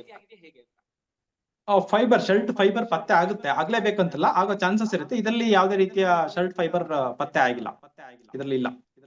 ಸೌಜನ್ಯನ DNA ಬಿಟ್ಟು ಬೇರೆ ಏನು ಇಲ್ಲ. ಓಕೆ, ಈಗ ಸೌಜನ್ಯ ವಿಚಾರದಿಂದ ಈಗ ಸಂತೋಷ್ ರಾವ್ ವಿಚಾರಕ್ಕೆ ಬರ್ತೀನಿ. ಮೊದಲಿಗೆ ಸಂತೋಷ್ ರಾವ್ ಫಿಮೋಸಿಸ್, ಆತರ ದೇಹದ ಮೇಲೆ ಗಾಯ ಅದೆಲ್ಲವೂ ಕೂಡ ಆಮೇಲೆ ಬರೋಣ. ಸಂತೋಷ್ ರಾವ್ ಪಂಚಿಯಲ್ಲಿ ಒಂದಷ್ಟು ಕೂದಲುಗಳೆಲ್ಲವೂ ಕೂಡ ಪತ್ತೆ ಆಗತ್ತೆ. ಆ ಕೂದಲಿಗೆ ಸಂಬಂಧಪಟ್ಟಾಗ ನೀವೇನ್ ಹೇಳ್ತೀರಿ ಸರ್, ನೀವು ಕಂಡುಕೊಂಡ ಹಾಗೆ? ಅಲ್ಲಿ ಸಂತೋಷ್ ರಾವ್ ಪಂಚದಲ್ಲಿ 6 ಕೂದಲು ಕಂಡು ಬರುತ್ತೆ. DNA ಎಕ್ಸ್ಪರ್ಟ್ ಗಳ ಪ್ರಕಾರ ಸಂತೋಷ್ ರಾವ್ ಪಂಚದಲ್ಲಿ 6 ಕೂದಲು ಇರುತ್ತೆ. ಅದರಲ್ಲಿ 3 ಕೂದಲು ಸಂತೋಷ್ ರಾವ್, ಇನ್ನು 3 ಕೂದಲಲ್ಲಿ 2 ಕೂದಲು DNA ಟೆಸ್ಟ್ ಮಾಡ್ಲಿಕ್ಕೆ ಯೋಗ್ಯ ಇಲ್ದೋ ಅಂತವು, ಅದ್ರಲ್ಲಿ ಯಾವ್ದು ಅಂತ DNA ಗೊತ್ತಾಗಲ್ಲ. 2 ಲೆಸ್ ಆಯ್ತು. ಇನ್ನು ಉಳಿದಿದ್ದ ಇನ್ನೊಂದು ಕೂದಲು ಇನ್ನೊಬ್ಬ ಗಂಡಸಿಗೆ ಸಂಬಂಧಪಟ್ಟಿರುವಂತ ಕೂದಲು. ಇದು ತುಂಬಾ ಕ್ರೂಷಿಯಲ್ ಆಗುತ್ತೆ. ಯಾಕಂದ್ರೆ ಇವ್ರು ಹೇಳ್ತಾ ಇರೋದು ಸಂತೋಷ್ ರಾವ್ ಬ್ಯಾಗ್ ಅಲ್ಲಿ ಸಿಕ್ತು, ಅಲ್ಲಿ ಸಂತೋಷ್ ರಾವ್ ಬಿಟ್ಟು ಬೇರೆ ಯಾವ ಗಂಡಸಿಂದ ಕೂದಲುಗಳು ಇನ್ನೊಬ್ಬ ಗಂಡಸಿಂದ ಯಾವ್ದಿದೆ ಅಂತ. ಅದರಿಂದ ಏನ್ ಗೊತ್ತಿಲ್ಲ, ಅದ್ ಯಾರ್ದು ಅಂತ ಗೊತ್ತಾದ್ರೆ ಅದ್ರ ಬಗ್ಗೆ ಎಕ್ಸ್ಪ್ಲನೇಷನ್ ಕೊಡ್ಬೋದು, ಯಾರ್ದು ಅಂತ ಗೊತ್ತಾಗದೆ ಹೇಳಕ್ ಆಗಲ್ಲ. ಈಗ ಬ್ಯಾಗ್ ಸಂಬಂಧ ಹೇಳ್ಬೇಕಂತ ಹೇಳಿದ್ರೆ, ಅವರು ಸಂತೋಷ್ ರಾವ್ ಹಿಡಿಬೇಕಾದ್ರೆ ಅವನ ಕೈಯಲ್ಲಿ ಬ್ಯಾಗ್ ಇತ್ತು ಅಂತ ಅಲ್ಲೊಬ್ರು witness, I think Ashrith Jain ಯಾರೋ ಒಬ್ರು ಹೇಳಿದ್ದಾರೆ, ಅವ್ನ್ ಹಿಡಿದವ್ರೆ. ಬಟ್ ಅದೇ ಬ್ಯಾಗು ಡಾಕ್ಟರ್ ಭಾಸ್ಕರ್ ಅವ್ರು ಹೇಳ್ತಾರೆ, ಸೌಜನ್ಯ ಏನು ಬಾಡಿ ಸಿಕ್ತು ಅದರಿಂದ ಬರೀ 50 ಅಡಿ ದೂರಿನಲ್ಲಿ. ನನಗೆ ಇದೆಲ್ಲ ಸ್ವಲ್ಪ ಅನುಮಾನ ಬರೋದು, ಬರೀ 50 ಅಡಿ ದೂರದಲ್ಲಿ ಅವನ ಶರ್ಟ್ ಇರುವಂತ ಬ್ಯಾಗ್ ಇತ್ತು ಅಂತ ಹೇಳ್ತಾರೆ. ಅದು ಸ್ವಲ್ಪ ಟ್ಯಾಲಿ ಆಗೋದಿಲ್ಲ. ಅವನ ಪಂಚೆನಲ್ಲಿ ಇನ್ನೊಂದು ಗಂಡಸಿನ DNA ಇದೆ. ಓಕೆ ಓಕೆ, ಸೌಜನ್ಯ ಕೂದಲು ಅಂತದೇನು ಕೂಡ ಪತ್ತೆ ಆಗಿಲ್ಲ, ಅದು ಕ್ಲಿಯರ್. ಈಗ ಸಂತೋಷ್ ರಾವ್ ಗಾಯದ ವಿಚಾರಕ್ಕೆ ಬರೋಣ. ಇದು DNA ಒಂದು ಮುಗಿಸ್ಬಿಡ್ತೀನಿ. DNA ನ ಅವರು ಒಂದು ಪಂಚನಲ್ಲಿ ಯಾವುದೇ ಸಂತೋಷ ಬಿಟ್ಟು ಬೇರೆ ಯಾವ್ದದ್ದು ಪತ್ತೆ ಆಗಿಲ್ಲ. ಅವನ ಯಾವ ಐಟಮ್ಗಳು ಕೂಡ ಸೌಜನ್ಯನ DNA ಪತ್ತೆ ಆಗಿಲ್ಲ. ಸೌಜನ್ಯನ ನೈಟ್ ಫಿಟ್ಟಿಂಗ್ ಅಲ್ಲೂ ಕೂಡ ಸಂತೋಷ್ ರಾವ್ DNA ಪತ್ತೆ ಆಗಿಲ್ಲ. ಸಂತೋಷ್ ರಾವ್ ಇಲ್ಲಿ ಇರುವಂತ ಯಾವ ಬಟ್ಟೆಗಳಲ್ಲೂ ಕೂಡ ಸೌಜನ್ಯನ DNA ಪತ್ತೆ ಆಗಿಲ್ಲ. ಹಾಗಾಗಿ ಅಲ್ಲಿ ಅವನನ್ನ ಕನೆಕ್ಟ್ ಮಾಡಕ್ ಆಗಲ್ಲ. ಓಕೆ, ಈಗ ಸಂತೋಷ್ ರಾವ್ ಗಾಯದ ವಿಚಾರಕ್ಕೆ ಬರೋಣ. ಬಹಳ ಚರ್ಚೆ ಆಗ್ತಾ ಇದೆ, ಸಂತೋಷ್ ರಾವ್ ದೇಹದ ಮೇಲೆ 17 ಗಾಯ ಇತ್ತು ಅಂತ ಹೇಳಿ. ಈ 17 ಗಾಯ ಏನ್ ಸರ್ ಇದನ್ನ ಎಕ್ಸ್ಪ್ಲೇನ್ ಮಾಡೋದಾದ್ರೆ? ಸಂತೋಷ್ ರಾವ್ನ 11ನೇ ತಾರೀಕು ಇವ್ರು ಹಿಡಿತಾರೆ. 11ನೇ ತಾರೀಕು ಯಾವ ತರ ಹಿಡಿತಾರಂತೆ, ಸರಿಯಾಗಿ ಹೊಡಿತಾರ ಅವನಿಗೆ ಕೂಡ. ಇದನ್ನ PSI ಯೋಗೇಶ್ ಅವರು ಕೂಡ CBI ಕೋರ್ಟ್ ಅಲ್ಲಿ ವಿಟ್ನೆಸ್ ಮಾಡ್ತಾರೆ. ಅವನಿಗೆ ಎಷ್ಟು ಹೊಡಿತಾರೆ ಅಂತ ಹೇಳಿದ್ರೆ, ಅವತ್ತಿನ ದಿನ ಅವ್ರಿಗೆ ಸಂತೋಷ್ ರಾವ್ನ ಎಂಕ್ವೈರಿ ಮಾಡಕ್ಕೆ ಆಗಲ್ಲ. ಅದನ್ನು ಡಾಕ್ಯುಮೆಂಟ್ ನಿಮ್ಗೆ ಕಳಿಸ್ತೇನೆ. ಅವನನ್ನ ಮಾಡಕ್ಕೆ ಆಗದಿರೋಂತ ಪರಿಸ್ಥಿತಿ ಅಷ್ಟೊಂದು ಹೊಡೆದಿರ್ತಾರ ಅವನನ್ನ. ಯಾಕೆ ಒಬ್ಬ ಸಿಕ್ಕದವನ್ ಹೊಡಿತಾರ ನನ್ಗಂತೂ ಅರ್ಥ ಆಗಲ್ಲ. ಅಷ್ಟೊಂದು ಹೊಡೆಯೋ ಅಗತ್ಯತೆ ಏನಿದೆ ಅಂತ. ಅದಿರ್ಲಿ. ನೆಕ್ಸ್ಟ್ ಮಾರನೇ ದಿನ ಅಂತ ಹೇಳಿದ್ರೆ 12ನೇ ತಾರೀಕು 11ನೇ ತಾರೀಕು ಅವ್ನು ಸಿಕ್ಕಿರೋದು. 12ನೇ ತಾರೀಕು ಬೆಳಿಗ್ಗೆ 10 ಗಂಟೆಗೆ ಡಾಕ್ಟರ್ ಆದಮ್ ಅವ್ರ ಹತ್ರ ಸಂತೋಷ್ ರಾವ್ನ ಕರ್ಕೊಂಡು ಹೋಗ್ತಾರೆ, ಊನ್ ಸರ್ಟಿಫಿಕೇಟ್ ಕೊಡಿ ಅಂತ. ಆದಮ್ ಅವರು ಸಂತೋಷ್ ರಾವ್ನ ಊನ್ ಸರ್ಟಿಫಿಕೇಟ್ ಕೊಡ್ತಾರೆ. ಮತ್ತೆ ಮಧ್ಯಾಹ್ನ 2 ಗಂಟೆಗೆ KS ಹೆಗ್ಡೆ ನಲ್ಲಿ ಕೆಲಸ ಮಾಡ್ತಿರುವಂತಹ ಡಾಕ್ಟರ್ ಮಾಬಲ್ ಶೆಟ್ಟಿ ಸರ್ ಹತ್ರನು ಕೂಡ ಕರ್ಕೊಂಡು ಹೋಗ್ತಾರೆ. ಇವನ ಪೊಟೆನ್ಸಿ ಸರ್ಟಿಫಿಕೇಟ್, ಆಕ್ಚುಲಿ ಊನ್ ಸರ್ಟಿಫಿಕೇಟ್ ಹೋಗಿರೋದಲ್ಲ, ಇವನ ಪೊಟೆನ್ಸಿ ಸೆಕ್ಸುವಲಿ ಪೊಟೆಂಟ್ ಇದಾನ ಏನಂತ ಟೆಸ್ಟ್ ಮಾಡಕ್ಕೆ ಕರ್ಕೊಂಡು ಹೋಗ್ತಾರೆ. ಅದಕ್ಕಿಂತ ಮುಂಚೆ ಡಾಕ್ಟರ್ ಆದಮ್ ಅವರು ಬರೆದಿರುವಂತ ವೂಂಡ್ ಸರ್ಟಿಫಿಕೇಟ್ಗೂ ಡಾಕ್ಟರ್ ಮಹಾಬಲೇಶ್ ಶೆಟ್ಟಿ ಸರ್ ಬರೆದಿರುವಂತ ವೂಂಡ್ ಸರ್ಟಿಫಿಕೇಟ್ ತುಂಬಾ ಮಿಸ್ ಮ್ಯಾಚ್ ಇದೆ. ಅದ್ಯಾಕೆ ಅಷ್ಟೊಂದು ಮಿಸ್ ಮ್ಯಾಚ್ ನಂಗೆ ಅರ್ಥ ಆಗ್ತಾ ಇಲ್ಲ. ಡಾಕ್ಟರ್ ಮಹಾಬಲ್ ಶೆಟ್ಟಿ ಅವರದ ವೂಂಡ್ ಸರ್ಟಿಫಿಕೇಟ್ ಇಟ್ಕೊಂಡು ನೋಡಿದ್ರೆ ಅದರಲ್ಲಿ ಹೆಚ್ಚು ಕಮ್ಮಿ ಅಂದಾಜು 11 ಇಂಜುರೀಸ್ ಡಾಕ್ಟರ್ ಆದಮ್ ಅವರು ಮೆನ್ಷನ್ ಮಾಡಿಲ್ಲ. 10ರಿಂದ 11 ಇಂಜುರೀಸ್. ಮೇಜರ್ಲಿ ಸಂತೋಷ್ ರಾವ್ ಹಣೆನಲ್ಲಿ ಒಂದು ಮಾರ್ಕ್ ಇದೆ ಅಂತ ಹೇಳ್ತಾರೆ, ಪರಿಚಿರೋ ಮಾರ್ಕ್ ಇದೆ. ಅದು ತುಂಬಾ ಇಂಪಾರ್ಟೆಂಟ್ ಆಗುತ್ತೆ. ಅದು ಹೆಚ್ಚು ಕಮ್ಮಿ 48 ಗಂಟೆ ಹಿಂದಿನ ಮಾರ್ಕ್ ಅಂತ ಹೇಳ್ತಾರೆ. ಅದ್ ಎಲ್ಲರಿಗೂ ಕಾಣುವಂತ ಗಾಯ. ಸಾಧಾರಣ ಅದಕ್ಕೆ ಫಾರೆನ್ಸಿಕ್ ಎಕ್ಸ್ಪರ್ಟೇ ಬೇಕಂತಿಲ್ಲ, ಕಾಣುತ್ತೆ. ಅದು ಒಬ್ಬ ವ್ಯಕ್ತಿನ ಎದುರುಗಡೆ ನೋಡಿದಾಗ ಕಾಣುತ್ತೆ. ಅದ್ ಯಾಕೆ ಮಿಸ್ ಮಾಡಿದ್ರು ನನಗೆ ಅರ್ಥ ಆಗ್ತಾ ಇಲ್ಲ ಡಾಕ್ಟರ್ ಆದಮ್ ಅವರು. ಇದ್ರಲ್ಲಿದೆ 2 ಗಂಟೆಗೆ ಆ ವೂಂಡ್ ಇದೆ, 10 ಗಂಟೆಗೆ ಆ ವೂಂಡ್ ಇಲ್ಲ. ಮತ್ತೆ ಅದು ವೂಂಡು ಅವಾಗ ಮಾಡಿರೋದಲ್ಲ, ಹಳೆ ವೂಂಡ್ ಅದು ಒಂದ್ 2 ದಿನ ಮುಂಚಿನ ಕಲೆ. ಅದನ್ನೇ ಕೂಡ ಅವರು ಡಾಕ್ಟರ್ ಆದಮ್ ಅವರು ನೋಟಿಸ್ ಮಾಡಿಲ್ಲ. ಮತ್ತೆ ಇನ್ನೊಂದು ಈಗ ಅವರು ಮೆಡಿಕಲ್ ಆಫೀಸರು, ಫಾರೆನ್ಸಿಕ್ ಎಕ್ಸ್ಪರ್ಟ್ ಅಲ್ಲ, ಅವರಿಗೆ ಗೊತ್ತಾಗಲ್ಲ, ಓವರ್ ಸೈಟ್ ಆಗಿದೆ ಅಂತ ಹೇಳಲ್ಲ. ಬಟ್ ಡಾಕ್ಟರ್ ಆದಮ್ ಅವರು ಕೆಲವೊಂದು ಇಂಜುರೀಸ್ ಮೆನ್ಷನ್ ಮಾಡಿದ್ದಾರೆ, ಅದನ್ನ ಡಾಕ್ಟರ್ ಮಹಾಬಲೇಶ್ ಶೆಟ್ಟಿ ಸರ್ ಅವರು ಮೆನ್ಷನ್ ಮಾಡಿಲ್ಲ. ಈಗ ಇಂಜುರೀಸ್ ಇರೋದು ಗೊತ್ತಾಗಲ್ಲ, ಓವರ್ ಸೈಟ್ ಆಯ್ತು, ಅವ್ರನ್ನ ಮಿಸ್ ಮಾಡಿದ್ದಾರೆ ಅಂದ್ರೆ ಅರ್ಥ ಮಾಡ್ಕೊಳ್ಳೋಣ. ಇಂಜುರೀಸ್ ಇಲ್ದೇ ಇದ್ರು ಇದೆ ಅಂತ ಹೇಗೆ ಬರೀಲಿಕ್ಕೆ ಸಾಧ್ಯ ಅಲ್ವಾ? ಇಂಜುರೀಸ್ ಇಲ್ದೇ ಇದ್ರು ಇದೆ ಅಂತ ಹೇಗೆ? ಅವನ ಎಡಕೈ ಹೆಬ್ಬೆಟ್ಟಲ್ಲಿ ಇಲ್ಲಿ ಇಂಜುರೀಸ್ ಇದೆ ಅಂತ ಬರ್ದಿದ್ದಾರೆ. ಅದು doctor Mahabal Shetty sir report ಅಲ್ಲಿ ಇಲ್ಲ. ಅವನ ಮೂಗ್ನಲ್ಲಿ ಇಂಜುರೀಸ್ ಇದೆ ಅಂತ ಹೇಳಿ ಬರ್ದಿದ್ದಾರೆ. ಅದನ್ನ ಮಹಾಬಲ್ ಶೆಟ್ಟಿ ಸರ್ ರಿಪೋರ್ಟ್ ಅಲ್ಲಿ ಇಲ್ಲ. ಅವನ ಮೋಸ್ಟ್ಲಿ ಬಲ ಮಂಡಿ ನೀ ಜಾಯಿಂಟ್ ಅಲ್ಲಿ ಇಂಜುರೀಸ್ ಇದೆ ಅಂತ ಬರ್ದಿದ್ದಾರೆ. ಅದ್ರಲ್ಲಿ ಮಹಾಬಲ್ ಶೆಟ್ಟಿ ಸರ್ ರಿಪೋರ್ಟ್ ಅಲ್ಲಿ ಇಲ್ಲ. ಈಗ ಇರೋದನ್ನ ಮಿಸ್ ಮಾಡ್ಬೋದು, ಇಲ್ದೇ ಇರೋದ್ರನ್ನ ಬರೀಲಿಕ್ಕೆ ಆಗೋದಿಲ್ಲ. ಸೊ ಅದು ಸ್ವಲ್ಪ ಮಿಸ್ ಮ್ಯಾಚ್ ಆಗ್ತಾ ಇದೆ. ಇರ್ಲಿ, ಅವರು ಸ್ವಲ್ಪ ಅಷ್ಟು ಕೇರ್ಲೆಸ್ ಆಟಿಟ್ಯೂಡ್ ತೋರ್ಸ್ದಂಗ ಅಂತ ಅನಿಸ್ತಾ ಇದೆ. ಇನ್ನು Mahabal Shetty sir wound certificate ಅಂತ ಹೇಳಿದ್ರೆ ಅವರೊಂದು 17 ಇಂಜುರೀಸ್ ಮೆನ್ಷನ್ ಮಾಡಿದ್ದಾರೆ. ಅದರಲ್ಲಿ ಅವನಿಗೆ ಹಣೆಯಲ್ಲಿ ಪರಿಚಿರೋ ಗಾಯಗಳಿದೆ, ಕುತ್ತಿಗೆನಲ್ಲಿ ಪರಿಚಿರೋ ಗಾಯಗಳಿದೆ, ಮತ್ತೆ ಕೈ ಕಾಲ್ಗಳಲ್ಲಿ ಗಾಯಗಳಿದೆ. ಅದರಲ್ಲಿ ತುಂಬಾ ಡಿಸ್ಕಷನ್ ಆಗ್ತಿರೋದು ಇಂಜುರಿ ನಂಬರ್ 11. ಅವನ ಏನು ಮರ್ಮಾಂಗದಲ್ಲಿ ಒಂದು ಇಂಜುರಿ ಇದೆ ಅಂತ ಹೇಳ್ತಾರೆ. ಇದು ಆಕ್ಚುಲಿ ಮೀಡಿಯಾದಲ್ಲಿ ಅಷ್ಟೇ ಡಿಸ್ಕಷನ್ ಆಗ್ತಾ ಇರೋದು. ಇದು ಕೋರ್ಟ್ ಅಲ್ಲಿ ಅಷ್ಟು ದೊಡ್ಡ ಪಾಯಿಂಟ್ ಆಗೇ ಇಲ್ಲ. ಇದು ಯಾಕೆ ಹೇಳ್ತೀನಿ, ಅವನ ಮರ್ಮಾಂಗದಲ್ಲಿ ಏನ್ ಗಾಯ ಇದೆ, ಕಂಟ್ಯೂಷನ್ ಯುರೆಥ್ರಲ್ ಓಪನಿಂಗ್ ಆಫ್ ದಿ ಪೆನಿಸ್ ಅಂತ ಏನಿದೆ, ಅದು ರೇಪ್ ಇಂದ ಆಗಿರೋ ಇಂಜುರೀಸ್ ಅಂತ ಯಾವ ಫಾರೆನ್ಸಿಕ್ ಎಕ್ಸ್ಪರ್ಟ್ ಹೇಳಕ್ಕಾಗಲ್ಲ. ಜಗತ್ತಿನಲ್ಲಿರುವ ಯಾವ ಫಾರೆನ್ಸಿಕ್ ಎಕ್ಸ್ಪರ್ಟ್ ಕೂಡ injury number 11 is due to ಮಾಡಿರೋದ್ರಿಂದ ಆಗಿದೆ ಅಂತ ಯಾವ ಕೂಡ ಕನ್ಫರ್ಮ್ ಮಾಡ್ಕೊಳಕ್ ಆಗಲ್ಲ ಅದನ್ನ. ಹಂಗಾಗ್ಬಿಟ್ಟು ಅದು ಕೋರ್ಟ್ ಅಲ್ಲಿ ಅಷ್ಟು ಡಿಸ್ಕಷನ್ ಆಗಿಲ್ಲ. ಬಟ್ ಮೀಡಿಯಾದಲ್ಲಿ ತುಂಬಾ ಡಿಸ್ಕಷನ್ ಆಗ್ತಾ ಇದೆ. ಅದು ಏನ್ ಹೇಳ್ತಾರೆ, ಕಂಟ್ಯೂಷನ್ ಅಂದ್ರೆ ಸಾಫ್ಟ್ ಟಿಶ್ಯೂ ಇಂಜುರಿ, ಸ್ವಲ್ಪ ಕೆಂಪಿರುತ್ತೆ ತುದಿ, ಅಂದ್ರೆ ಜಸ್ಟ್ 0.5 ಸೆಂಟಿಮೀಟರ್ ಅದು. ಅದು ಬೆಲನೈಟಿಸ್ ಆಗಿರ್ಬೋದು. ಅವನಿಗೆ ಫಿಮೋಸಿಸ್ ಇತ್ತು, ಅಲ್ಲಿ ಯುರಿನ್ ಇನ್ಫೆಕ್ಷನ್ ಆಗುತ್ತೆ, ಬೆಲನೈಟಿಸ್ ಆಗುತ್ತೆ, ಅವಾಗಲೂ ಕನ್ಫ್ಯೂಷನ್ ಆಗುತ್ತೆ. ಅದನ್ನ ರೇಪ್ ಅಂತ ಹೇಳಕ್ ಆಗೋದಿಲ್ಲ. ಮತ್ತೆ ಇವನಿಗೆ ಫಿಮೋಸಿಸ್ ಇರೋದ್ರಿಂದ, ಚರ್ಮ ಹಿಂದೆ ಹೋಗದೆ ಇರೋದ್ರಿಂದ, ಅವನೇನಾದ್ರು ಅಟೆಂಪ್ಟ್ ಮಾಡಿದ್ರೆ ಸಂತೋಷ್ ರಾವ್, ಅವನ ಚರ್ಮ ಸ್ವಲ್ಪ ಹರಿದು ಹೋಗ್ಬೇಕಿತ್ತು. ಅದು ripping of the four skin ಅದಿಲ್ಲ. ಬೋತ್ ದ ಡಾಕ್ಟರ್ಸ್, ಇಬ್ರು ಡಾಕ್ಟರ್ ಹೇಳ್ತಾರೆ ಆ ಇಂಜುರೀಸ್ ಇಲ್ಲ. ಯಾವ ಇಂಜುರೀಸ್ ಇರಬೇಕು ಆ ಇಂಜುರೀಸ್ ಇಲ್ಲ. ಮತ್ತೆ ಅವನನ್ನ ಸ್ವಲ್ಪ 48 ಅವರ್ಸ್ ಬ್ಯಾಕ್ ದ ಇಂಜುರೀಸ್ ಇದೆ, ಅದ್ರ ಬಗ್ಗೆ ಡಿಸ್ಕಷನ್ ಆಗ್ಬೇಕು. ಅದ್ರ ಬಗ್ಗೆ ತಿಳುವಳಿಕೆ ಆಗ್ಬೇಕು. ಯಾಕೆ ಅದು ಎಲ್ಲಿಂದ ಇಂಜುರೀಸ್ ಬಂತು, 48 ಗಂಟೆ ಹಿಂದೆ ಎಲ್ಲಿ ಅವನು ಗಲಾಟಿನಲ್ಲಿ ಇನ್ವಾಲ್ವ್ ಆಗಿದ್ದ, ಯಾರು ಅವನು ಹಿಡಿದಿದ್ರು, ಯಾಕೆ ಇಂಜುರೀಸ್ ಆಗಿತ್ತು ಅಂತ. ಇಂಜುರಿ ನಂಬರ್ 11 ರೇಪಿಗೂ ಕನೆಕ್ಟ್ ಮಾಡಕ್ ಆಗಲ್ಲ, ಯಾರಿಂದನೂ ಅದನ್ನ ಕನೆಕ್ಟ್ ಮಾಡಕ್ ಆಗಲ್ಲ. ಓಕೆ ಓಕೆ ಓಕೆ ನಾನ್ ನೋಡಿದ ಹಾಗೆ ಇನ್ನುಳಿದಂತ ಗಾಯಗಳು ಅವನನ್ನ ಹಿಡಿದಂತ ಸಂದರ್ಭದಲ್ಲಿ ಹೊಡೆದಂತ ಗಾಯ ಆಗಿರಬಹುದು ಅಂತ ಒಂದು 24 ಅವರ್ ಹಿಂದಿನ ಗಾಯಗಳು ಇದೆ. ಇನ್ನೊಂದು ಅದ್ರ ಹಿಂದಿನ ದಿನದ್ದು ಗಾಯಗಳಿದೆ. 48 to 72 ಅವರ್ಸ್ ಅಂತ ಹೇಳ್ತಾರೆ. 48 ಅಂದ್ರೆ 10ನೇ ತಾರೀಕು, ಸೌಜನ್ಯ ಕಾಣೆ ಆಗಿದ್ದು 9ನೇ ತಾರೀಕು. 10ನೇ ತಾರೀಕು ಆ ಸಮಯದಲ್ಲಿ ಅಥವಾ ಅದ್ರ ಹಿಂದಿನ ದಿನ ಸಣ್ಣ ಪುಟ್ಟ ಗಾಯಗಳಿದೆ. ಅದ್ರ ಬಗ್ಗೆ ಇನ್ವೆಸ್ಟಿಗೇಷನ್ ಅವರೇ ಹೇಳ್ಬೇಕು ಅದು ಎಲ್ಲಿಂದ ಬಂದಿದೆ, ಯಾವ ಗಾಯಗಳು ಅಂತ. ಬಟ್ ಇಂಜುರಿ ನಂಬರ್ 11 ಇಂದ ಅವನು ಇದ್ದಾನೆ ಅಂತ ಹೇಳಕ್ ಆಗೋದಿಲ್ಲ. ಓಕೆ ಓಕೆ ಒಟ್ಟಾರೆಯಾಗಿ ಇದೊಂದು ಪ್ರಶ್ನೆ ಮುಗಿಸಿ ನಾನು ಮುಂದಿನ ವಿಚಾರಕ್ಕೆ ಹೋಗ್ತೀನಿ. ಈ ಗಾಯಗಳಿಂದ ಸಂತೋಷ್ ರಾವೇ ಈ ಕೃತ್ಯ ಎಸಗಿದ್ದಾನೆ ಅನ್ನೋದಕ್ಕೆ ಅಲ್ಲಿ ಪ್ರೂವ್ ಮಾಡೋದಕ್ಕೆ ಸಾಧ್ಯ ಆಗ್ಲಿಲ್ಲ, ಅಥವಾ ಪ್ರೂವ್ ಮಾಡುವಂತ ವಿಚಾರಗಳು ಇರ್ಲಿಲ್ಲ. ಸ್ಥಳದಲ್ಲಿ ಒಂದು 100 ಜನ ಗಂಡಸರನ್ನ ಕರ್ಕೊಂಡ್ ಬಂದ್ರೆ ಅದ್ರಲ್ಲಿ ಒಂದು 8-10 ಜನಕ್ಕಾದ್ರೂ ಗಾಯಗಳಿರುತ್ತೆ.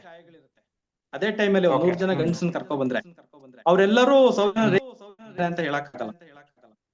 ಯಾಕಂದ್ರೆ ಸಂತೋಷ್ ರಾವ್ನ ಹಿಡಿದಿರೋದು ಪೊಲೀಸರಲ್ಲ, ಸಂತೋಷ್ ರಾವ್ನ ಹಿಡಿದಿರೋದು ಅಲ್ಲಿಯೂ ಎಂಪ್ಲಾಯಿನೇ. ಅದು ಸ್ವಲ್ಪ ಅನುಮಾನ ಬರುತ್ತೆ. ಅಲ್ಲಿ ಇನ್ನೊಂದು 10-12 ಜನ ಹಿಡಿದಿದ್ರೆ ಅದ್ರಲ್ಲಿ ಯಾರೋ ಒಬ್ಬನ ಹತ್ರ ಗಾಯ ಇರ್ತದೆ, ಏನೋ ಒಂದು ಇಂಜುರೀಸ್ ಆಗಿರ್ತದೆ, ಅದನ್ನೆಲ್ಲಾದ್ರೂ ರೇಪ್ ಇದೆ ಅಂತ ನಾವು ಸರ್ಟಿಫೈ ಮಾಡ್ಲಿಕ್ಕೆ ಆಗೋದಿಲ್ಲ.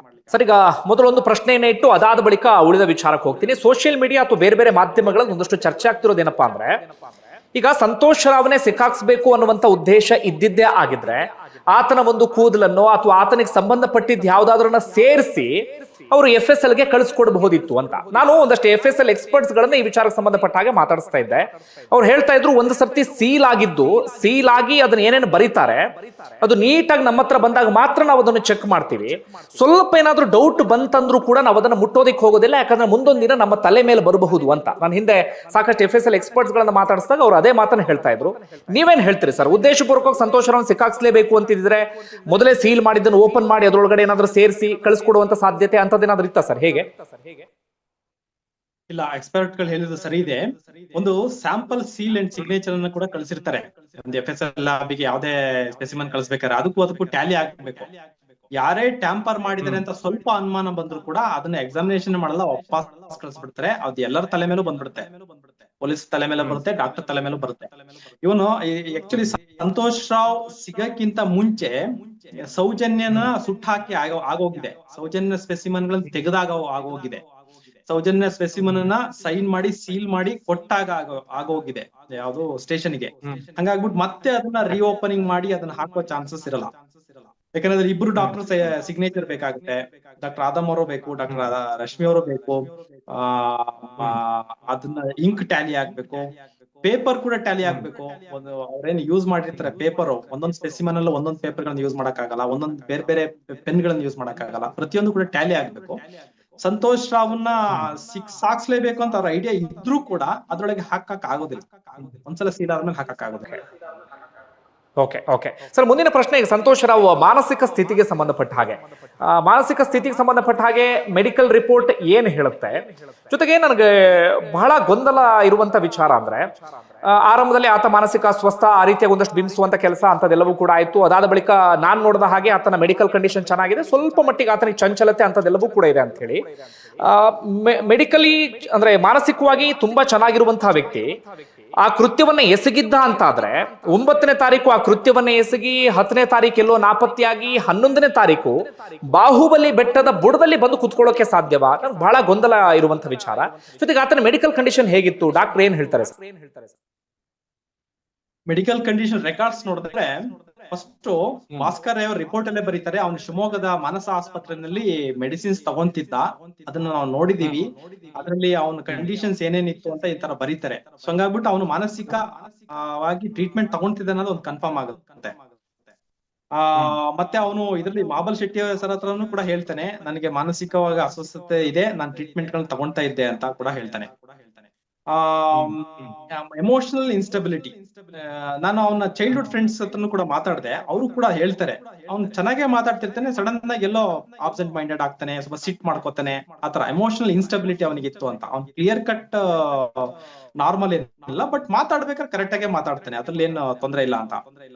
ಅವನೊಂದೇಳೆ ಆ ಕೃತ್ಯವನ್ನ ಮಾಡಿದ್ರೆ 2 ದಿನ ಅಲ್ಲೇ ಹಾಕಿರ್ತಾನೆ, ಓಡೋಗ್ತಿದ್ದ ಅವನು, ಅಲ್ಲಿ ಇರಕ್ ಚಾನ್ಸ್ ಇಲ್ಲ. ಅವನಿಗೆ ಒಂದು ಹುಡುಗಿನ ಸೌಂಡ್ ಬರ್ದಿದ್ದಂಗೆ, ಅದು ಆಕ್ಚುಲಿ ಇದೇನಿದೆ ಪ್ರಕೃತಿ ಚಿಕಿತ್ಸಾಲಯದಿಂದ ತುಂಬಾ ದೂರ ಏನಿಲ್ಲ, ಒಂದು 50 ಮೀಟರ್ ಅಷ್ಟೇ, 50-60 ಮೀಟರ್ ಇರ್ಬೋದು.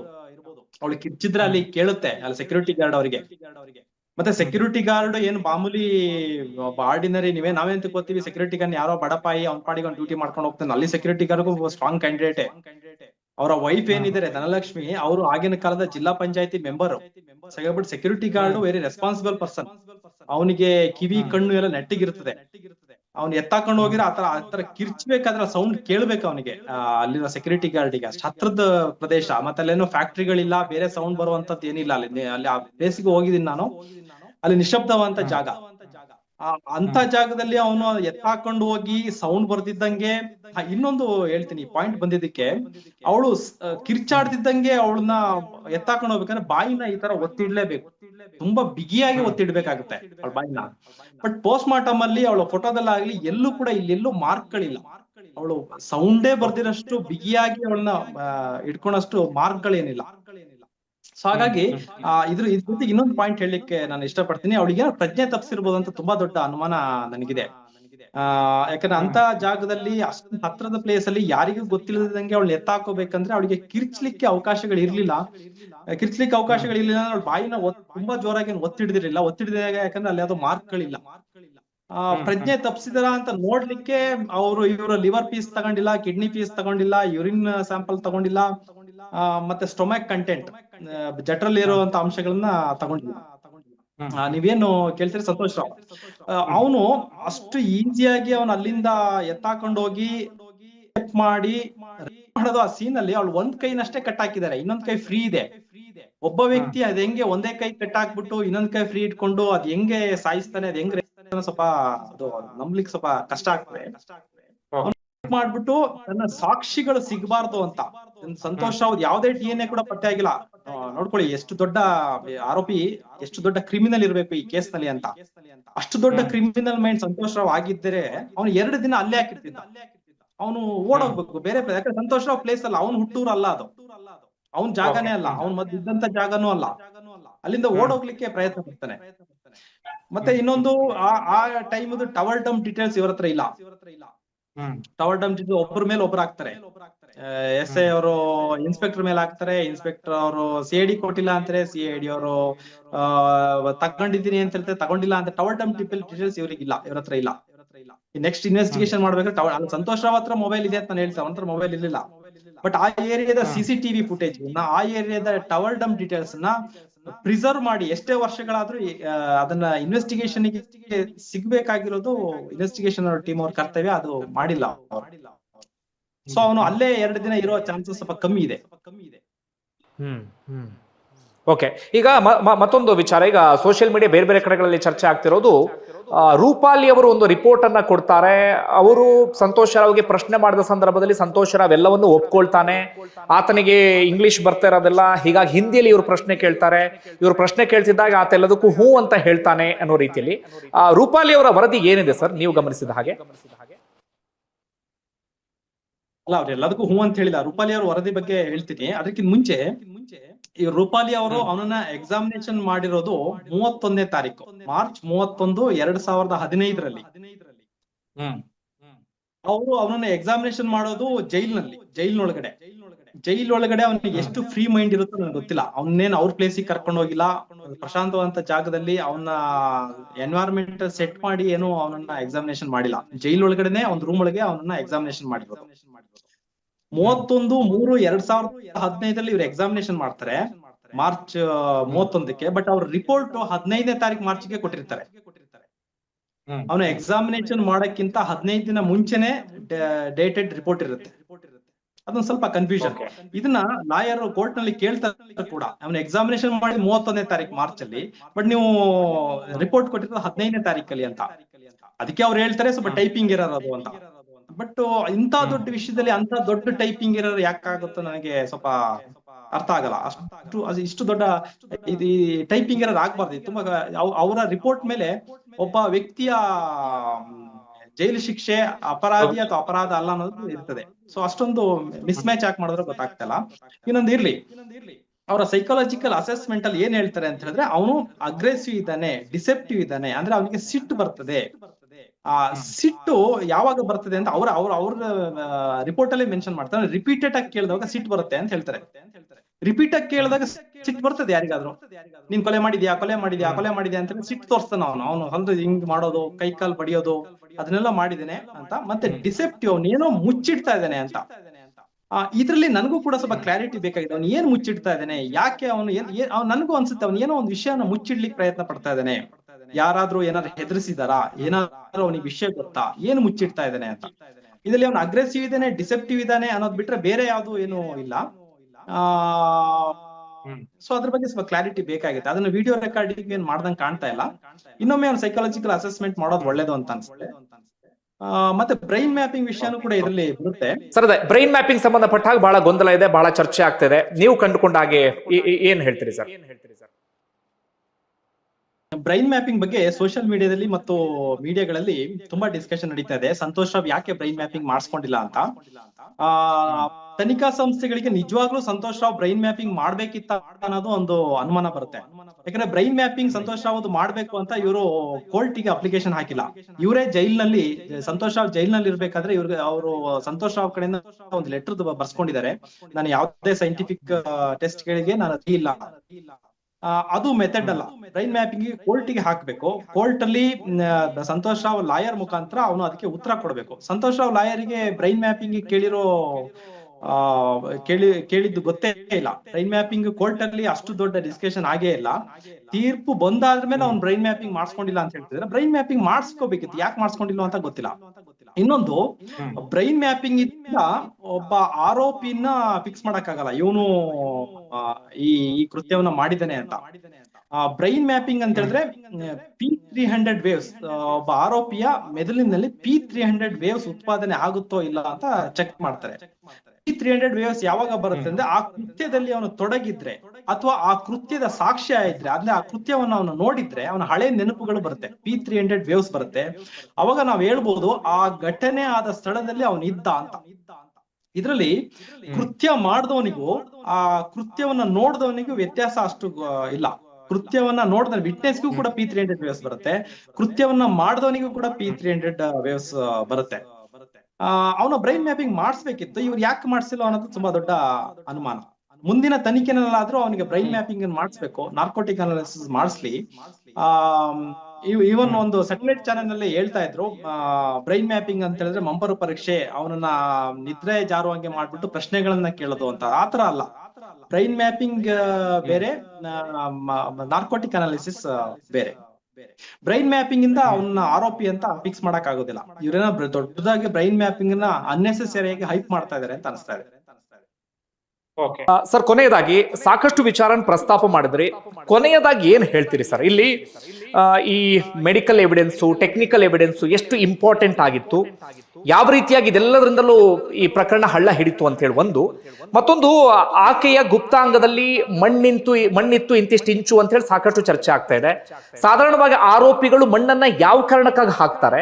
ಹಾಗೆ ನನಗಿರುವಂತ ಇನ್ನೊಂದು ಪ್ರಶ್ನೆ ಅಥವಾ ನನ್ನಲ್ಲಿರುವಂತ ಪರ್ಸನಲ್ ಡೌಟ್ ಅಂದ್ರೆ, ಪ್ರೊಫೆಷನಲ್ ಆಗಿ ಇದ್ರ ಬಗ್ಗೆ ಗೊತ್ತಿರುವಂತವ್ರು ಪುನಃ ಇಂಥ ಕೃತ್ಯವನ್ನ ಎಸಗಿದಂತವರು ಆ ರೀತಿಯಾಗಿ ಮಣ್ಣನ್ನ ಹಾಕಿರುವಂತ ಚಾನ್ಸಸ್ ಇರುತ್ತಾ?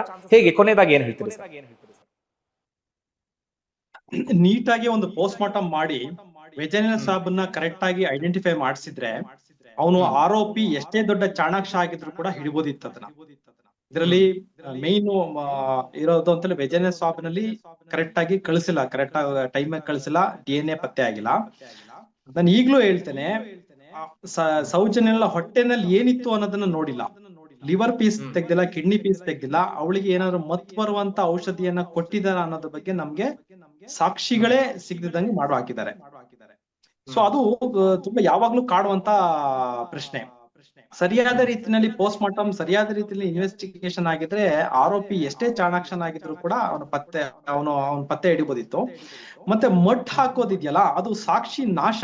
ಪರ್ವರ್ಟ್ ಮೈಂಡ್ ಸೆಟ್ ಅನ್ನೋದಕ್ಕಿಂತ ಅದೊಂದು ಸಾಕ್ಷಿ ನಾಶ. ಬರೀ ವೆಜೆನ ಅಷ್ಟೇ ಅಲ್ಲದೆ ಅವಳ ತೊಡೆಗೂ ಕೂಡ ಮಡ್ಡನ್ನ ಸೌರಿದ್ದಾರೆ. ಅಂದ್ರೆ ಅಲ್ಲೇನೋ ಕೂಡ ಅವ್ರದ್ದು DNA ಪತ್ತೆ ಆಗ್ಬಾರ್ದು ಅಂತ ಎಲ್ಲ ಸೌರಿರೋದ್ರಿಂದ ಇದೊಂದು ಸಾಕ್ಷಿ ನಾಶದ ಪ್ರಯತ್ನ. ಸಾಕ್ಷಿ ನಾಶ ಮಾಡ್ಲಿಕ್ಕಂತಂದ್ರೆ ಸ್ವಲ್ಪ ಎಲ್ಲ ಗೊತ್ತಿರೋನೇ ಮಾಡಿರ್ತಾನೆ, ಯಾವ್ದು ನಮ್ಮ ಸಾಕ್ಷಿಗಳು ಸಿಗಬಾರ್ದು ಅಂತ. ಇದರಲ್ಲಿ ಓವರ್ ಆಗಿ ಹೇಳ್ಬೇಕಂತ ಹೇಳಿದ್ರೆ ನೋಡಿ, ಈಗ ಇದರಲ್ಲಿ 2 ಬಣ, ಒಂದು ಮಹೇಶ್ ಶೆಟ್ಟಿ ತಿಮ್ರೋಟಿ ಅವರ ಬಣ, ಇನ್ನೊಂದು ಧರ್ಮಸ್ಥಳದವರ ಬಣ. ಈಗ 2 ಬಣದಲ್ಲೂ 2 ಬಣ ಇದೆ. ಒಂದು ಮಹೇಶ್ ಶೆಟ್ಟಿ ತಿಮ್ರೋಡಿ ಅವರ ಬಣದಲ್ಲಿ ಸೌಜನ್ಯಗಳಿಗೆ ನ್ಯಾಯ ಸಿಗಬೇಕು ಅಂತ ಹೇಳ್ಬಿಟ್ಟು ಹೋರಾಟ ಮಾಡ್ತಿರುವಂತ ದೊಡ್ಡ ಬಣ, ಅದು A ಬಣ. ಇನ್ನೊಂದು B ಬಣ ಏನಪ್ಪಾ ಅಂತ ಹೇಳಿದ್ರೆ, ಈ ವಿಷಯದಲ್ಲಿ ಧರ್ಮಸ್ಥಳವನ್ನು ಟಾರ್ಗೆಟ್ ಮಾಡೋಣ, ಹಿಂದೂ ಧರ್ಮನ ಒಡೆಯೋಣ ಅಂತ ಒಂದು ಬಣ.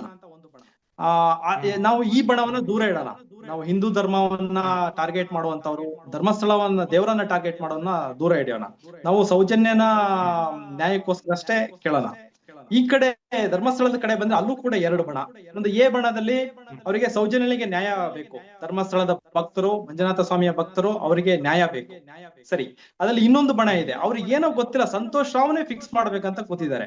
ಅದ್ರಲ್ಲಿ ನೀವು ದೇವಸ್ಥಾನದ ಬಗ್ಗೆ ಮಾತಾಡ್ಬಿಡಿ, ಧರ್ಮದ ಬಗ್ಗೆ ಮಾತಾಡ್ಬಿಡಿ ಅಂತ, ಅದೆಲ್ಲ ಸರಿ, ಅದು ಸತ್ಯ, ಅದು ಸರಿ ಅವ್ರು ಹೇಳ್ತಿರೋದು. ಬಟ್ ಸಂತೋಷ್ ರಾವೇ ಮಾಡಿದ್ದಾನೆ ಅಂತ ಹಠ ಇಟ್ಕೊಂಡು ಕೂತಿದ್ದಾರೆ, ಅದು ಕೂಡ ತಪ್ಪು ಅಂತ ನಾನು ಹೇಳ್ತೇನೆ. ನಾವು 2 ಬಣದಲ್ಲೂ ಇಲ್ಲ, ನಾವು ಫ್ಯಾಕ್ಟ್ಸ್, ವಿಶ್ಲೇಷಣೆಯಿಂದ ನಾವಿದೀವಿ. ಮತ್ತೆ ಹೋರಾಟದಿಂದ ಅಷ್ಟೇ ಇದಕ್ಕೆ ಜಯ ಸಿಗುತ್ತೆ ಬಿಟ್ರೆ ನಮ್ಮಂತವರಿಂದ ಏನು ಇದಕ್ಕೆ ಜಯ ಸಿಗೋದಲ್ಲ, ನಾವು ವಿಶ್ಲೇಷಣೆ ಮಾಡ್ತೇವೆ ಅಷ್ಟೇ. Okay okay, thank you so much sir. ತುಂಬಾ ಡೌಟ್ಸ್ ಗಳಿಗೆ ಇವತ್ತು ಕ್ಲಾರಿಟಿ ಸಿಕ್ತು, ಉತ್ತರ ಸಿಕ್ತು. ನೋಡೋಣ ಮುಂದೆ ಇದು ಯಾವ ರೀತಿಯಲ್ಲಿ ಪ್ರಯೋಜನ ಆಗುತ್ತೆ, ಅಥವಾ ಜನ ಈ ವಿಚಾರಕ್ಕೆ ಸಂಬಂಧಪಟ್ಟ ಹಾಗೆ ಹೇಗೆ ಚರ್ಚೆ ಮಾಡ್ತಾರೆ ಅಂತ ಹೇಳಿ. Thank you so much.